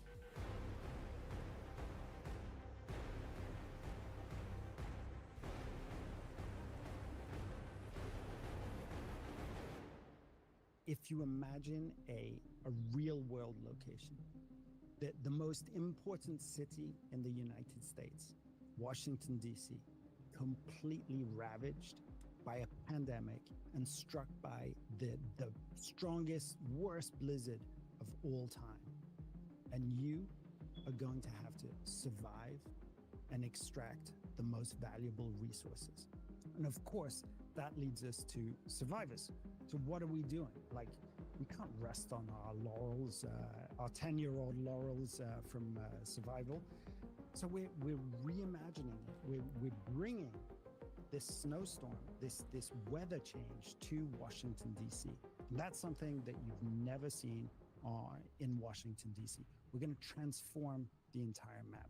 We're thinking about it in a very different way with innovations that haven't been seen yet. There's a focus on this to make it such a different feeling experience from the core Division 2 experience. I think we've got something super, super promising here. Survivors is developed with Magnus Jensen, who is the original Division 1 creative director. So this is a guy who lives and breathes the Division. He's so excited about jumping into this type of game mode again. And there is a hint in the title of something that we're going to be doing really differently from everybody else. We always develop with a player in mind, with player types in mind. And I think here we have to acknowledge that the Division 2 has a large player base of passionate gamers. And one of the things that we want to do is really lean into the sort of comfort game of the Division 2. People are happy to jump in, know their way around the controller, know their way around the map. They know how to play this game. So we're going to take that and subvert it a little bit and change the map and make sure that the weather has an impact on you, which it doesn't have in Division 2. So there are lots of little things that we're doing to surprise our core audience. Veteran players, they're going to be surprised. All of these locations that they know by heart, they're going to be transformed. So the Division 3 is in production, right? This is not a secret. It's been announced. It's shaping up to be a monster. I can't really say anything more than that, but this is within these walls in Massive. We are working extremely hard on something that I think will be as big an impact as Division 1 was. There's a team in Paris working on this, and they're putting the final touches on a mobile execution of the promise of Division 1. So, Division 1, New York, pandemic strikes, take back New York. This is a brand new story with mechanics that are really fine-tuned to a mobile phone. Graphically, this looks like a PS5. You may have seen the adverts for it. It looks phenomenal. Really, really good. It feels really good. And it has a few innovations. You know, the Dark Zone, this area of atypical PvP. It was an area where, much like other games today, popular games today, you could walk around, you could hear gunshots, go over there, there'd be another agent. You'd approach cautiously, feel each other out, and decide whether to partner or to actually engage in PvP. The whole of the Resurgence map is friendly to other agents. So you'll hear gunshots on a corner. You won't need to be in the Dark Zone. It could be anywhere, and you can group with those people. So PvP is off by default, but being able to group up and to see other agents in the streets, that's never been done in a Division game before, let alone a mobile game.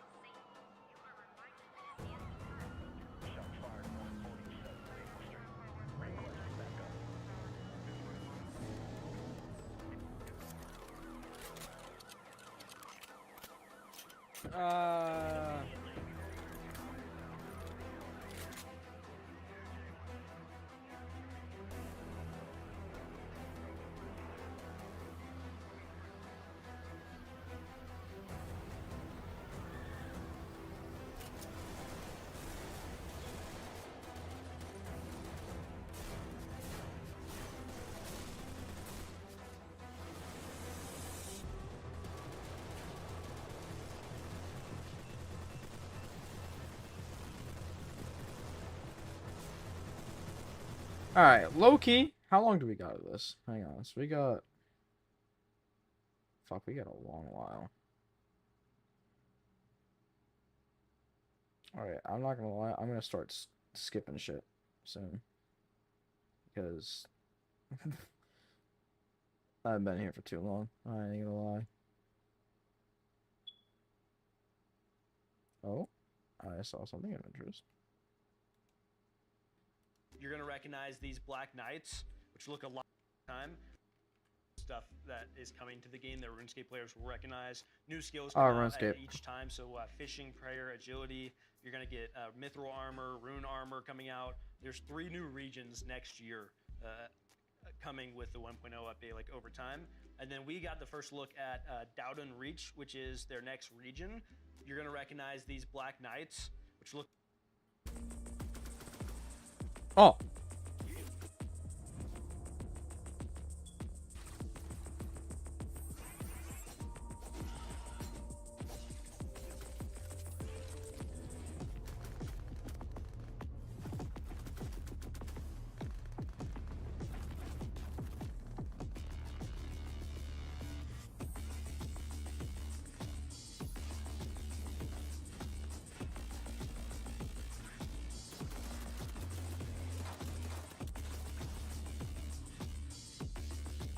Oh, what the hell?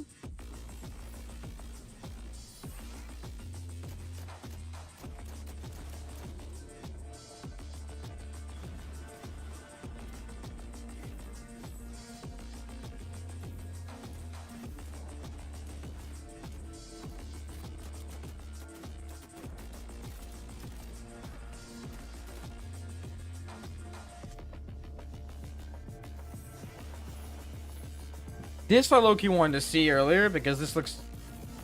Oh, I love that.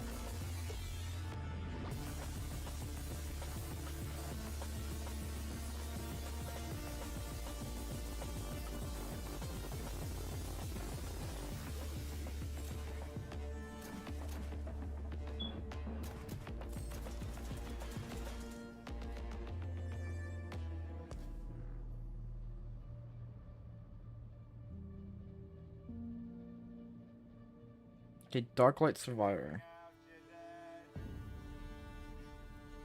Bring out your dead. Bring out your dead.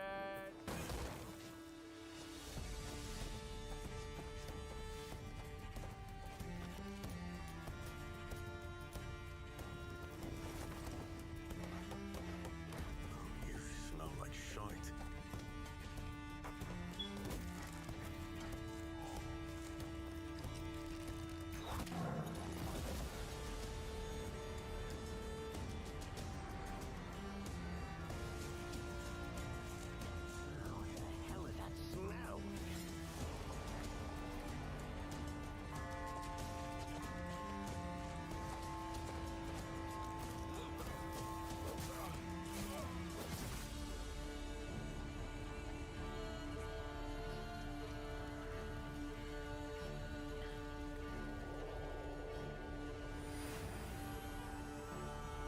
Bring out your dead.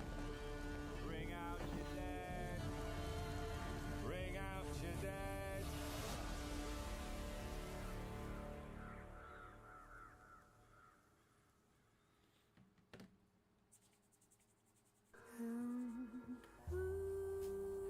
Oh my god, a Backrooms game? No way! Another one.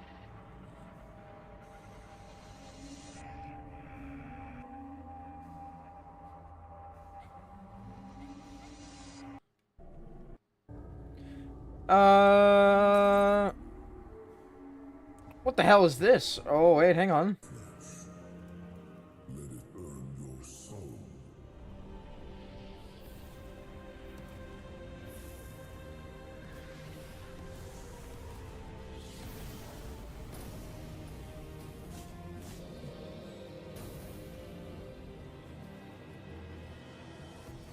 This looks like Tainted Grail, but it's not.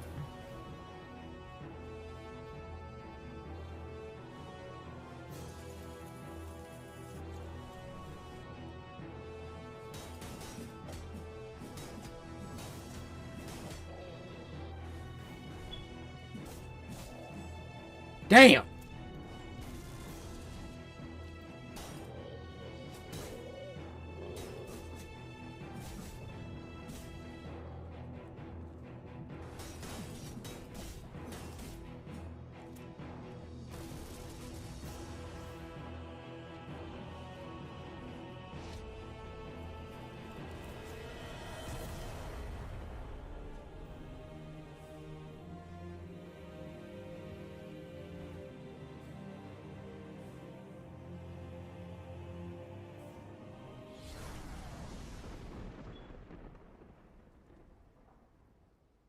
First up, we saw Darklight Survivor. Maybe one of the games we've seen that kind of blew our mind a little bit. You had top-down, you had third person, and something else. Oh, the instantaneous switch, of course, between top-down and third person, but then the pixel art, being able to instantaneously adapt yeah. to. That's it's insane. really sick. Yeah, combining both those features, because you said it and I was like, wait, is that what it's doing? I had to. Yeah, you can sort of like just toggle it. That's such a crazy. My understanding. Such a crazy feature. So it's a game like a roguelike game. Yeah. And a little bit kind of like Vampire Survivors in the style of Megabunk. So you can either have the top-down view, first-person view, whatever you prefer, and you swap all the time. Sick. I think it's interesting to think about the strategy element of that probably that comes into play, like when you're fighting certain things. Maybe some Maybe bosses. if you're it's seeing a useful boss to Because swap. on the surface, it seems like it's just like it's a personal preference thing, but it might actually have its place in like the gameplay loop. Like if you're in a certain situation, like, I should go top down. Or maybe real quick. depending the skill that you use. Yeah, because you may think that it's just like a gimmick for a different viewpoint or filter or whatever, but the idea that you could use it tactically as a gameplay mechanic too is really cool. Aiming for early access in late Q1 of 2026. They already have a demo out that a lot of people have played, and we've said this a lot of times. One of my favorite parts about these devs already is that they have listened to their players who have played the demo. They made it a point to tell us, like, we've made 6 patches in the demo based on player feedback, and I think that's super important, especially for a game that looks as good as this, because it can be a lot of fun. You know, roguelike survival with mechanics we've never seen before, as far as I'm Still aware. going? Hang So on. should be fun. Next up, we had Tape 101, a game that's probably too scary for Jake to play. If I had to, I had to literally cradle him while we were watching that. I thought he was gonna. All these cry. things are true. Yeah, you guys know me so well. What I appreciated about it is it's not a jump scare game. Yeah, they've stressed they don't want to do jump scares. It's specifically psychological, mind melty, unnerving horror. You will not have jump scares, but you will have nightmares. You know the thing is, that sounds like something that a developer of a game that has jump scares in it would say. Yeah. You know what I'm saying? Like, there's no jump scares. Yeah, there's. You said they sound like my chat anytime I play a scary game. No, I feel like you just have trust issues because of unresolved problems. You're 20 hours in. That's when you're gonna finally see the jump scare, and it's gonna be one big gotcha. Honestly, I would kind of respect them for doing That would be that. awesome. I was definitely unnerved by just the music, whatever's going on in the background. They did a great job. But there's cool little twists to the backgrounds too, It kind of right? feels at times that you're also hallucinating because of like the camera. Well, it's angle. like video camera, and you were in an RC car during certain points, like exploring it. We had nested lands as well. It's a village in survival, like village management and survival type of game, where obviously very medieval. A lot of, I mean, what was the last shot? Like throwing bodies on a fire. Yeah. Bring out your dad. I will say, I love management games. I love management games and sim games, village management sim games. Like this is right up my alley. This feels like Manor Lords meets survival. So it has a different viewpoint, and you got to take care of not just yourself, but everyone around you. If you don't, your entire village is just gonna be. Yeah, they even show you the burning bodies. Like, yeah, sorry, we lost some of your people. How am I like Better 20? better decisions. What I liked was seeing the blend of, like, obviously you're playing as this person and you have to survive. and he was like hunting stuff and like that. But I imagine you're also recruiting people for your settlement as like the king, and then you have to like choose who to recruit and build out a village. Initially, it may start with you doing the micromanagement, but you eventually can assign villagers to go do the forage, go Kind of like hunting. in Power World, how your pals become your workers without a wage. Exactly. Yeah. Then finally we had Unawake, a game, a first-person action game, mixed kind of a little bit of fantasy. You're battling hordes with melee, ranged weapons. It's hack and slash. It's roguelike. Looks like kind of like a Doom Skyrim to me. I mean, honestly, the art direction was beautiful. Yeah. Like, those environments, you see them, and it's just... It's very pretty. No, but something about it, I don't even know if I have a comparison. For some reason in the back of my mind, this probably won't make it. Mordor-esque, like, it just looked really good. Yeah, Mordor. Very dark version of Mordor, but lighting the atmosphere. Yeah, that's That's like a bummer version of hell. Some notes they gave us: expected to launch early access late 2026 as well. They are designing the game to be moddable after release, which I think is really cool. People who like Path of Exile, they specifically called out it's a central skill and stat tree that is similar to Path of Exile, but more approachable. So it's not going to break expect a skill forest instead of a skill tree. Skill force, lots of complexity, lots of interlocking skills, layers of progression. So I think a lot of it's going to be a game for people who really like their builds of things and like, okay, how can I specialize in this? Oh, dude, I'm doing this all day. Just Did you know that Do that for me one more time. Just show me the and then the double sword grab they were doing. And the fact it's moddable, I would love to see the direction that goes. Yeah. Oh, yeah. Well, there's so much potential. You could have modders come in, do additional levels, boss fights, romance. Unironically, you could add that if you want it. Like, lots of potential. I think the world is too dark for that stuff. Well, with that attitude, yeah. But maybe with romance, it wouldn't be so dark. Love can exist anywhere. A mod could brighten the world up a little bit. Next up, we have a very exciting segment where we actually got to sit down with the executive producer over all of the Warhammer 40K series, as I understand it, Anatoly Shestov. Oh, what the hell? By enemies from within. By enemies from without. By enemies from beyond. Dark Heresy. Oh! Inside Warhammer universe, by the guys who can't use the army, who need to find this particular person in charge of bad things to make Imperium stand for one more day before grumbling to dust. That's basically how I would describe it. Just imagine the true Warhammerish stories where no choices are good, but you don't have an option to go away. You need to get your hands dirty, and it's just a matter of how precisely you will achieve this. One of the most significant changes that any player would experience compared to the Rogue Trader would be more stakes, more value in a surrounding, in any environment that you're playing with. The covers, the line of sights, we read how they are calculated, how they are working, and how much benefit they providing to the party. So it's basically would be more playing around the environment. We abandoned the step up mechanics, so if you're ending your turn behind some wall, you are behind some wall. There won't be like one circle around you that allows you to step up of this cover and to shoot at anything. If you so the place where you start your turn, the place where you're ending your turn would be more significant. Other thing is role-playing model. There are way more roles being made inside the combat.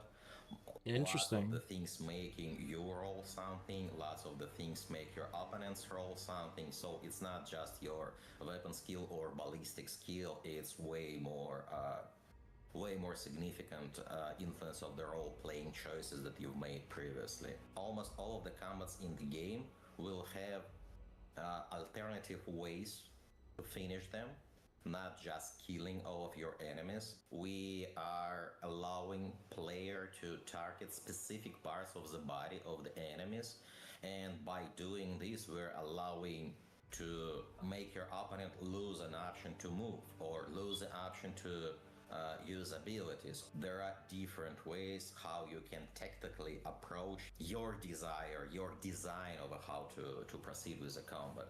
And of course, there is a whole new subsystem that came on a change of the momentum. This is a morale system. Momentum was a party-based, and you spend it to activate some heroic moments of your companions. For accuracy, we feel it need to be more intimate, more personal, and not just for your party. We are not just telling a story through the environment or the words of in the dialogue. No, we're actually making cases. We're actually making the culprits. We're actually collecting and interpreting evidence and discussing them with your retinue and analyzing them and making conclusions. There are some other mighty forces inside the scintilla because you're not playing in a vacuum and you need to struggle for power, but most of the time you are playing as a person in charge, as a person that have authority, and a person who need to make hard choices. One of the most significant ways of the influence of a story for Dark Heresy would be your decision of which case is more important. For example, there is under Spire slums, and this is a toxic waste, and the level of the toxic sea is growing. And if you're going there as a first place, there will be toxic waste somewhere nearby, and there will be people getting ready to be consumed by the toxic waste. But if you are going there late stage, there will be actual toxic sea, and you will be playing around it. There will be changes in the geometry, and changes in the combat encounters of how they are playing, changes in the narrative behind this, and changing based on the timings, how you decided how you approach this. To venture forth into darkness and bring the light of the Emperor to the uncharted void. Oh. All must be cleansed in his name. Is there anything you can tell us about like new factions, new notable characters, or iconic Warhammer 40k lore? There would be Trezen. I don't know, most iconic thing that you can potentially name and encounter as a rogue trader is a Trezen. It would be some interesting takes on Astra Militarum. I won't share specifics not to spoil the fun, but it would be there. And there would be some brand new systems like augments ones. You will be able to replace some parts of your body with interesting pieces of Imperium technology. There would be some elaboration on a story of the world behind the main road of the Inquisitor Kal Kassar's shenanigans. Let's say it like this. It would be some interesting dive on a past of the von Valancius dynasty, even further than Theodora. There would be some new takes on how dangerous wildlife can be. Other thing that definitely we will provide for the player is some vaults, the Trezen vaults, some collections of pretty wild things being gathered by this Necron. Of course, this is a Rogue Trader story, and Rogue Trader is kind of part of his void ship, so there would be some expanding of the void ship, some new places to visit, some old places to revisit. It would be new companion with a whole set of unique mechanics inside it. It would be the general system of augmentations provided to the players, so if you always wanted to replace the limbs of the Heinrichs with some like pretty adamant ones, you will have such an option. Not just Iron Hands from the Biomancy, but the real Iron Hands. Yes, that's an option. It's the first DLC that allows us to expand the late game parts of the Rogue Trader and expanded not mechanically, but expanded in a 100% of the different aspects of the game. Let's first talk about the new DLC for Rogue Trader. Actually, I'm gonna interrupt you. Can you tell people generally, basic bitches like Jake, can you explain Warhammer 40K as general? Like what's the playthrough about? We actually asked Anatoly to describe all of this for people not familiar with Warhammer, and this is how he described it. Imagine you're playing inside Warhammer universe by the guys who can't use the army, to need to find this particular person. Oh, didn't mean to. No, it froze, damn it! No! Unfreeze, please! Okay, there we go. Let's go ahead and reload the page just in case, because my... Oh. What the hell?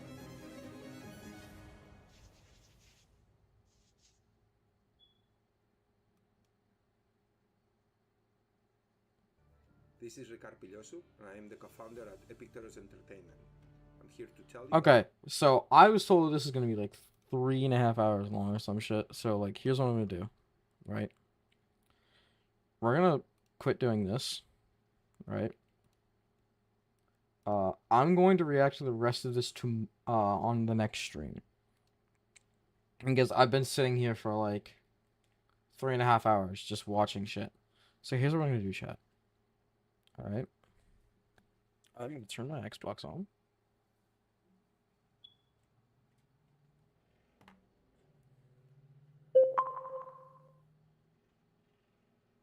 Am I still live on YouTube, by the way? Like...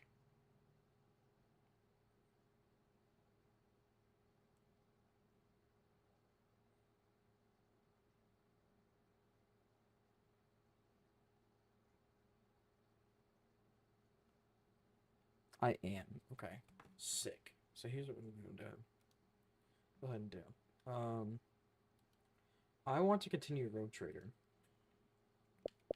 As they were talking about it before. So here's what I'm going to go ahead and do. Because I really do genuinely enjoy this game.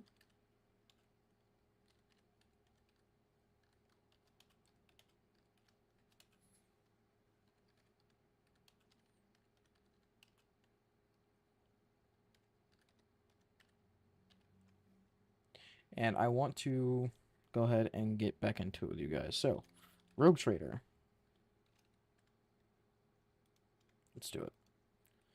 And then we're going to go ahead and change the...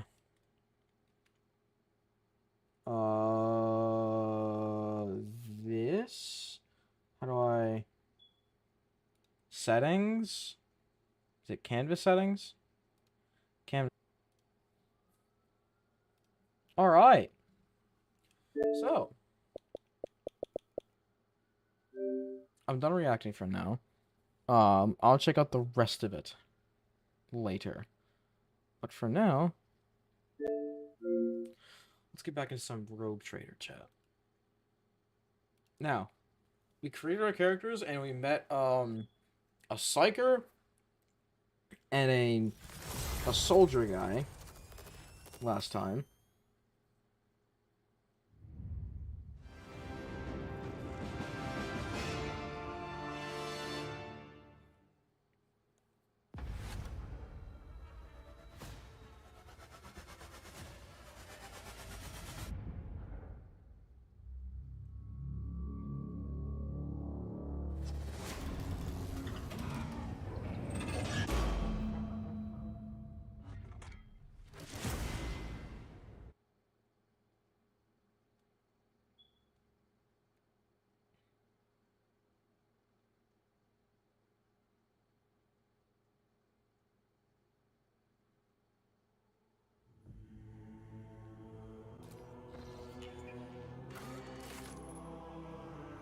Alright, welcome on back everybody to some Rogue Trader.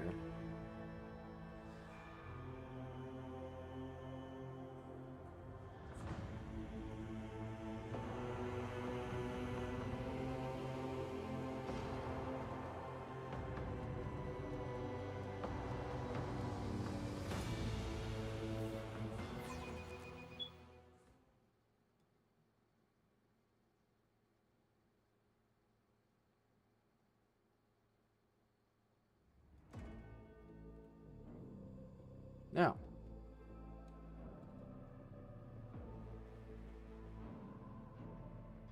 I've decided I'm not gonna make this into a YouTube video whatsoever. I'm just gonna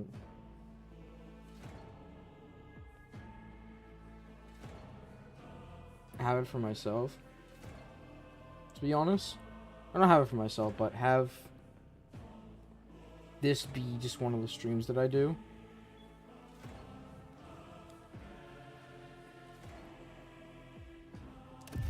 I forgot I have to click.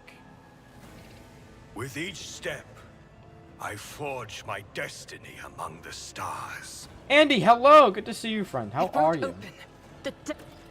A melter charge will help. There's probably one around here somewhere. We just missed it. We just got done reacting to the first game showcase, which was called New Game Plus, which had a lot of interesting stuff to talk about. A lot of interesting titles coming forth, hopefully soon in 2026. So, here's to hoping we see, Melta charge. What the fuck?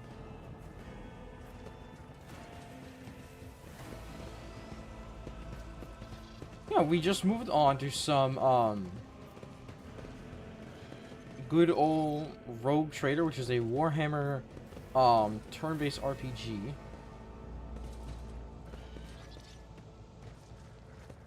I need something to blow up the door with. So, how was your day? Oh, nice, yeah. How was your day? How was whatever? Let us walk this path. I don't know. To I don't the know. end. Oh. Collect all. I don't know if you haven't streamed yet, right? No. You usually stream right on this. This isn't also like my normal time streaming either. I just went to live. It was kind of good. I worked today, so kind of I feel that. I feel that. I'm streaming a bit. Nice, nice. How do I oh, okay. Inventory. Darius Vane. There's my boy. What the hell is this? Toggle characteristics. No. Context menu? I don't know what that is. I don't know what it is. And also this is our guy. This is your boy. We created him the last time I played this, and yeah, you got a shield and you got a chainsaw, and we kind of vibing with it. All right, so do we not have crafting in this game?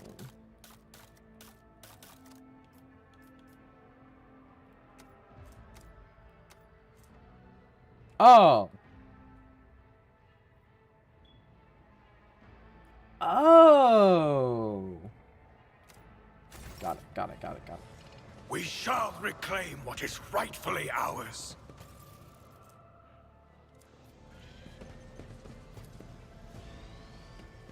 Alright, so we need to I have open these. proven myself yet again. Yeah, you opened a door. Good job. I rise above hardships. Is that an AR? Yeah, I'll take that. Just straight up an AR. Yeah, sure. What is this? Melta charge. Perfect. Solid. Now we have the kabooms. Now we have the kabooms. The big booms. That looks interesting. Over there.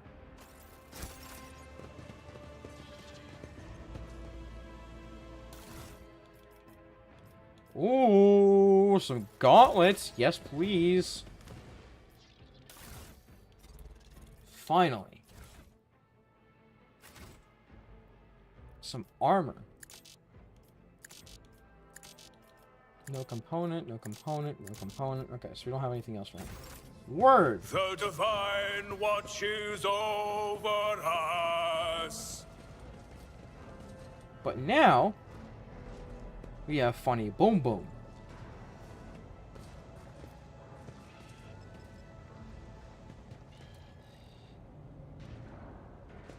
Duty prevails.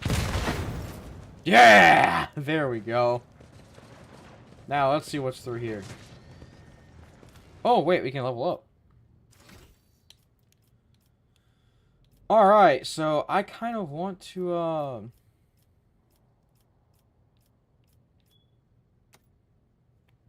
we're going to immediately restores all AP and MP in game until the end of the turn. We do not lose MP. Oh!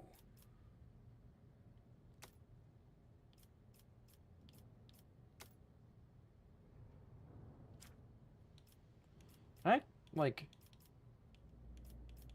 I can't multi-class, right? Unfortunate. At least I don't think so just yet.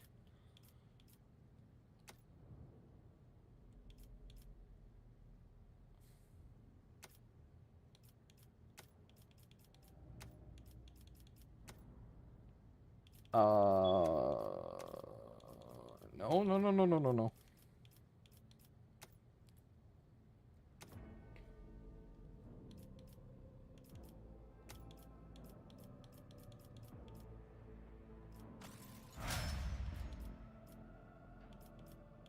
So what did that just do for me?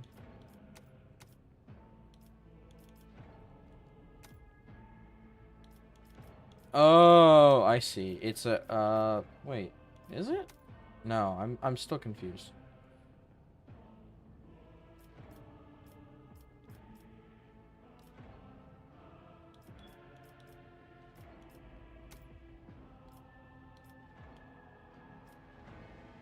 Yep, still confused. Okay. Now we can go ahead and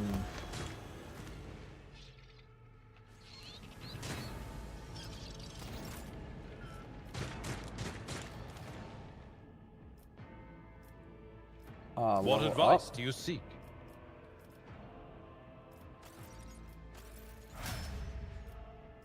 So you are level 3. Let the faith guide my path to glory. So how do I switch again? That's that. I'm at your service. Ah, Yes. I found it. Did you want something? How may I serve the Level dynasty? Yes. The Emperor sets my path. I'm restless. What are you? You're a soldier. Sins hidden in the Fascinating. No All right. suffering will make me forget his sacred words. Burn the heretic. Kill the mutant. Purge the unclean. Brother, what? Are you good? Like,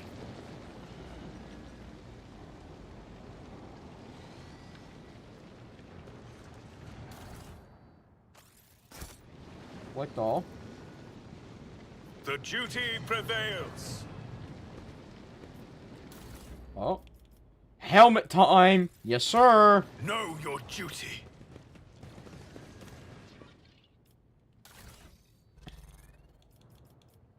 Yes, sirree. Yes, sirree. Look at that. Look like a SWAT force member. How do we, okay. This? You have to look for another way to Elderoth. Elderthand.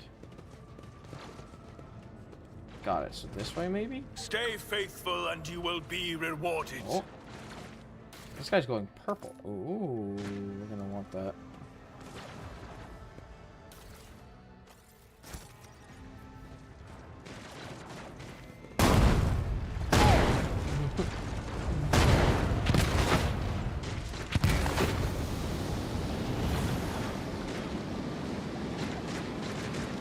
Oh, that's not good. Oh, the roar of flames rings in your ears, and the choking smoke makes you cough and gasp for air. You instinctively recoil from the scorching heat, wiping your face. A moment later, a hazing silhouette forms on raging fire. You are surrounded by ear-splitting noise and screaming that you distinctively hear. Welcome, man. Good to see you, friend. How you doing, friend? Are you lost, my heir? An apparition. A sorceress. How you doing, Sister, friend? Good to see you. You will lower your weapon. Threatening the Lord Captain is outrageous. I doubt you Fight are for deal. aware of the limits. glimpse of what is possible. What the hell does that even mean?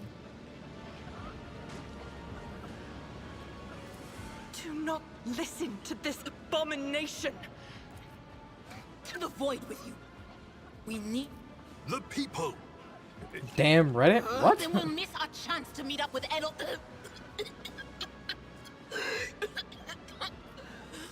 What are we waiting for? Sometimes the creator will have to make tough decisions based on their values, interests, and goals, such dogmatic, ionical, heretical. Each includes 5 ranks. Higher rank, the more zealous the character follows the convictions. Ooh. The convictions, and the more noticeably the world around them reacts to their actions and decisions. Promotion to the ranks of each of the 3 directions opens up and access to dialogue, units, unique abilities, and also changes the attitude of others towards their ability, or towards your character. Also, some items can only be equipped by certain characters with certain convictions. That means gibberish because I'm flustered. Ah, fair enough, fair enough. We're going theoretical.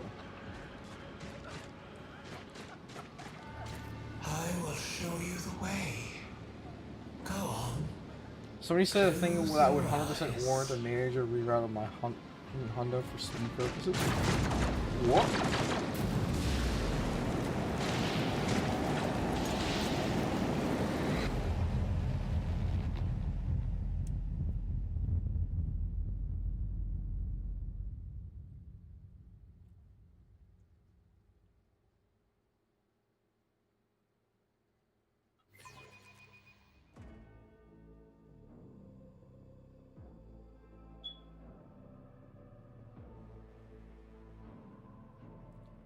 Also, I should probably move over to the stream VC now that I know that nobody's going to be joining.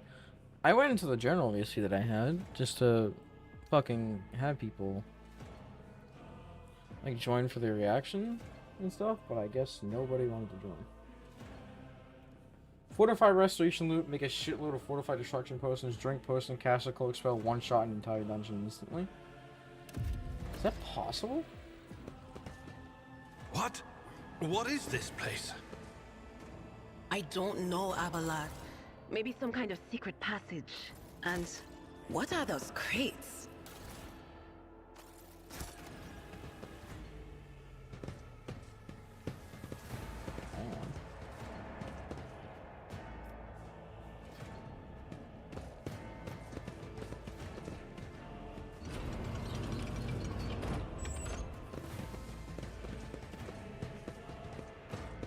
I mean, I know you can like one-shot things easily in Skyrim, but like one-shotting an entire dungeon? These fortified destruction potions apparently increase the radius of the cloak spell, not just the damage. Oh, I see what you're getting at then.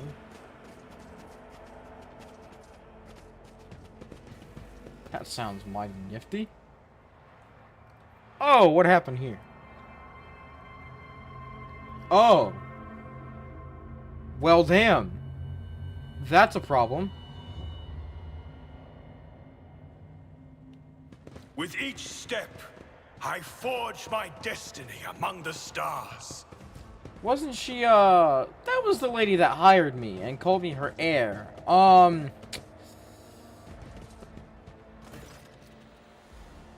Theodora von Valancius. Body is sprawling on a large, blood-drenched desk. The arch-militant's corpse, still clutching weapon, is slumped against one of the bulkheads. Emperor, accept thy faithful souls. No!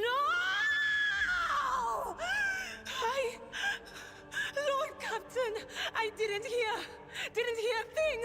Not a whisper, not... Reddit claims the one-shot a still flying dragon with that method. Lord Captain. Part of me is like, I understand Skyrim, you know, to be like, yeah, that could make sense, but another part of me is like, that's Reddit, so like... That rat, Voidsphere. First, betray. How could Mort have failed her so terribly? The Arch-Militant was born on a death world. He...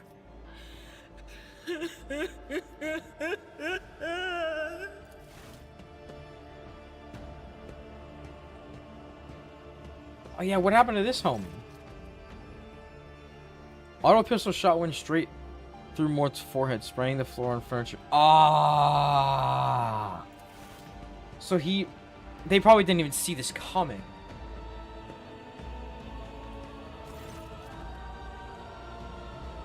Richard's life was ended by an auto pistol shot, an extraordinarily accurate one at that. Theodore's face bears an expression of surprise. Yeah.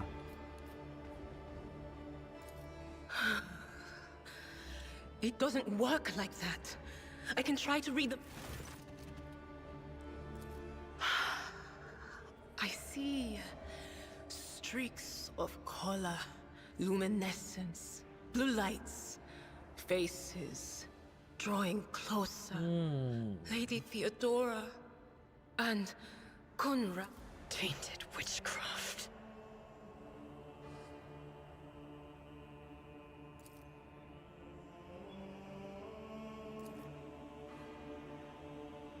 Ah. Yes, the crucible of... No, wait! We... Idira, you can't bring her back. Well, soon as Let her go. looking at the calendar, I started routing in June. If that works, there's obviously something that's going to be quicker than meeting and finishing location in 2 seconds. I'll need to start over. You give up so easily, old man? I expected as much from the sister. It's not like she has a heart. But you? Oh no. I'll get to the bottom of this. Let us walk Well. this path to the end.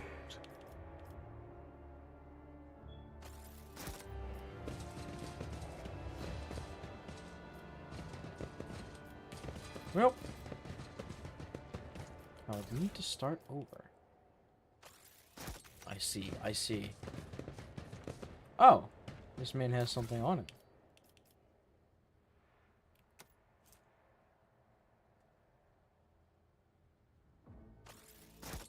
Ah, can't do that. That's unfortunate. Can I still wear the cloak? Yeah! Yeah, baby! Look at that. Oh, they even took all the artifacts, man. Here we go again.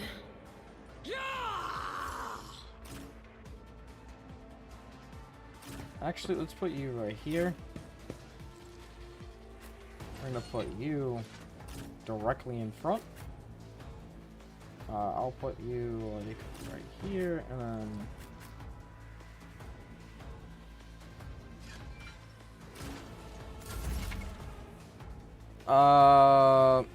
armor protects the character from incoming damage. Light and medium types are both available at the moment.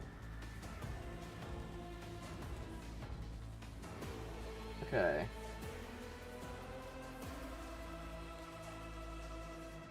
Higher dodge time, the lower chance to dodge an enemy. Okay, so weight system essentially in. You have obtained heavy armor. Like heavy armor provides the ability to deflect damage. Deflection is a unique heavy armor stat that reduces damage by specified flat amount. All characters with heavy armor proficiency talent can wear heavy armor. Got it.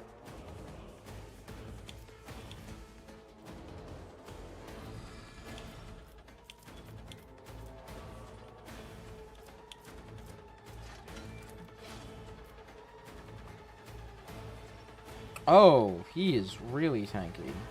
That's a huge problem. Okay. I'd rather not. It will be done. Can I just kill this? Victory is in I took care of this one. Yeah, get shit on.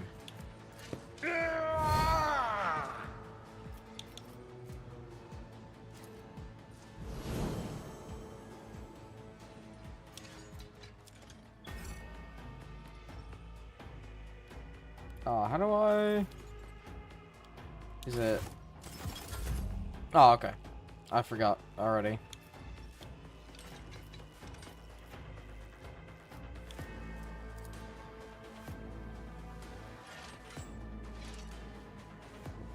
So I'm gonna go ahead and put you right here. And then...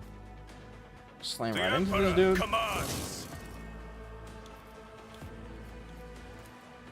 Hopefully kill this guy right here. There we go. Failed you. Rejoice in service. I'm gonna go ahead and click endure, and then Enemy status. Press left.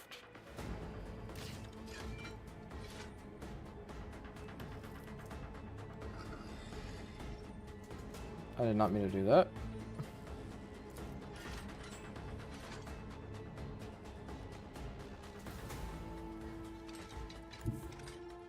God Emperor, move through me. Be the fire in my heart.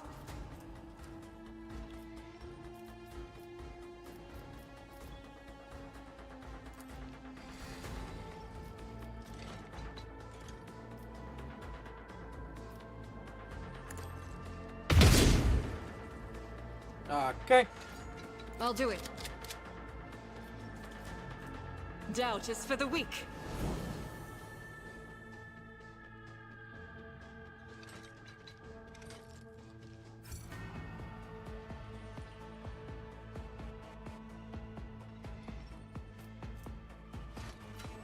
Oh, wait, that, okay. You. Will do. Oh, what an unfortunate turn of fate. Word!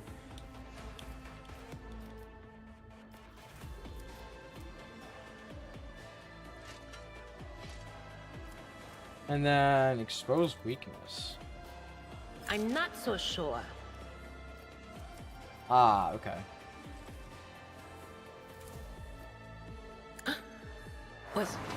Was that you?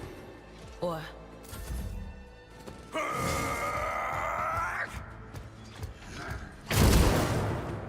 Oh! Out of my way!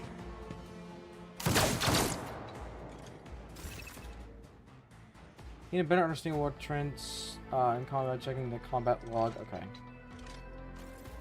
I don't need to know about that. Let me just go ahead and just...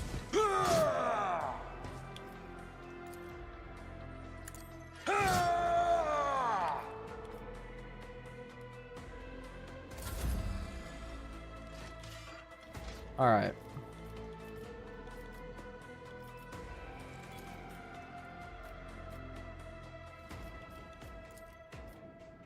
I will not be deterred. Can I just flat out kill this dude?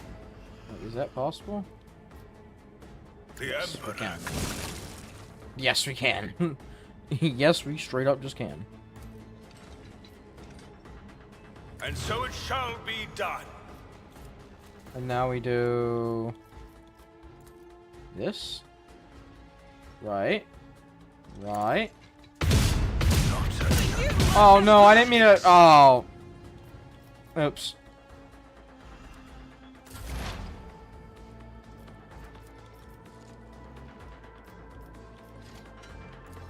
This should. Oh, it does not kill. Will do. Pain of this mortal flesh means nothing.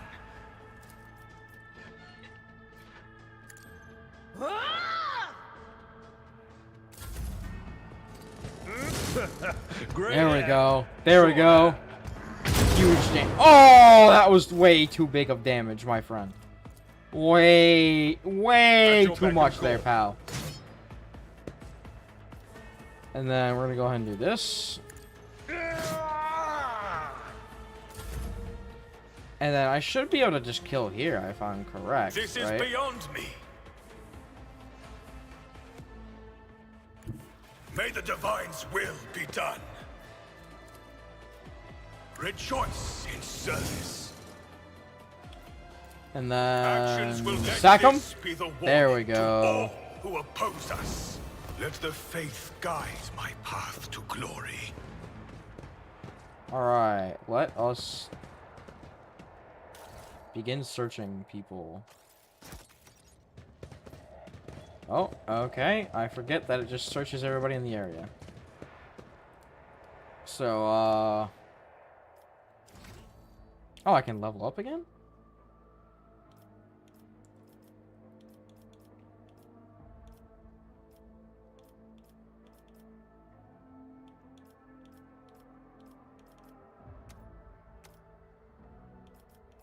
Oh, wait.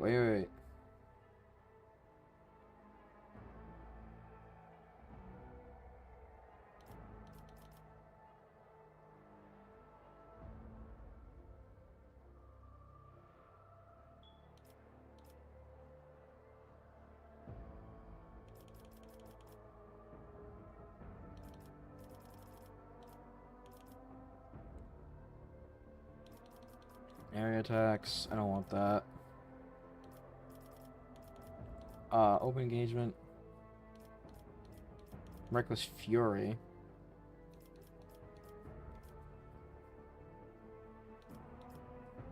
Tenacity. Death roll characters. Wounded. Destroyed. Escape plan.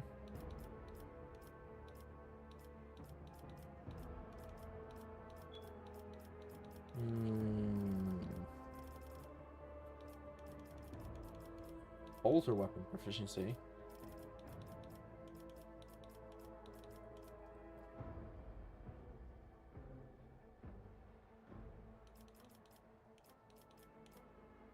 Dual combat.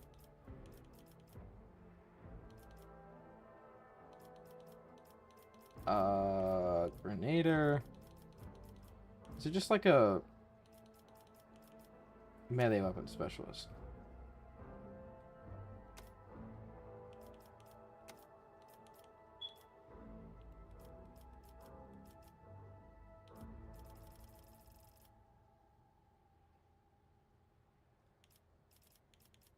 Or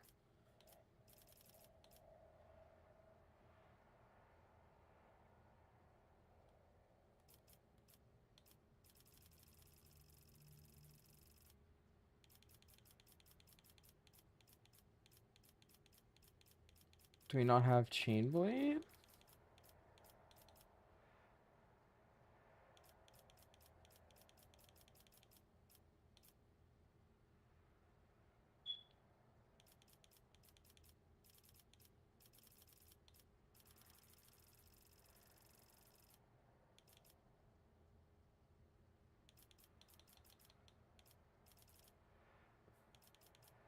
Interesting.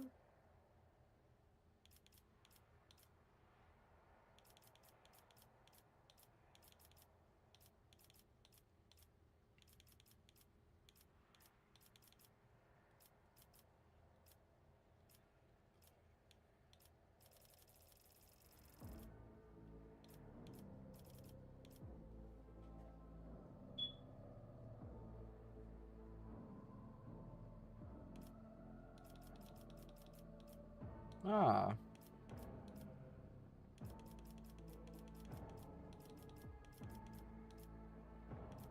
It appears we just don't have that. Okay.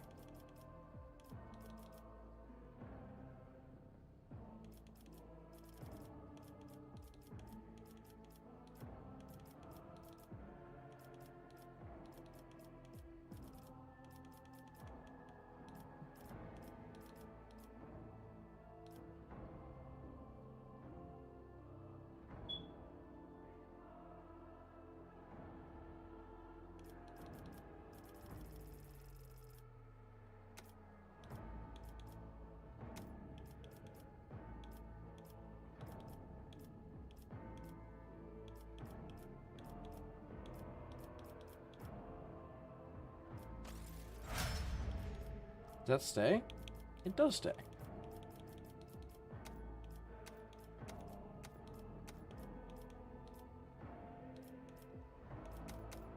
Okay, I know this is going to be a bit of a short session, but I actually low-key kind of want to just call it quits and make dinner.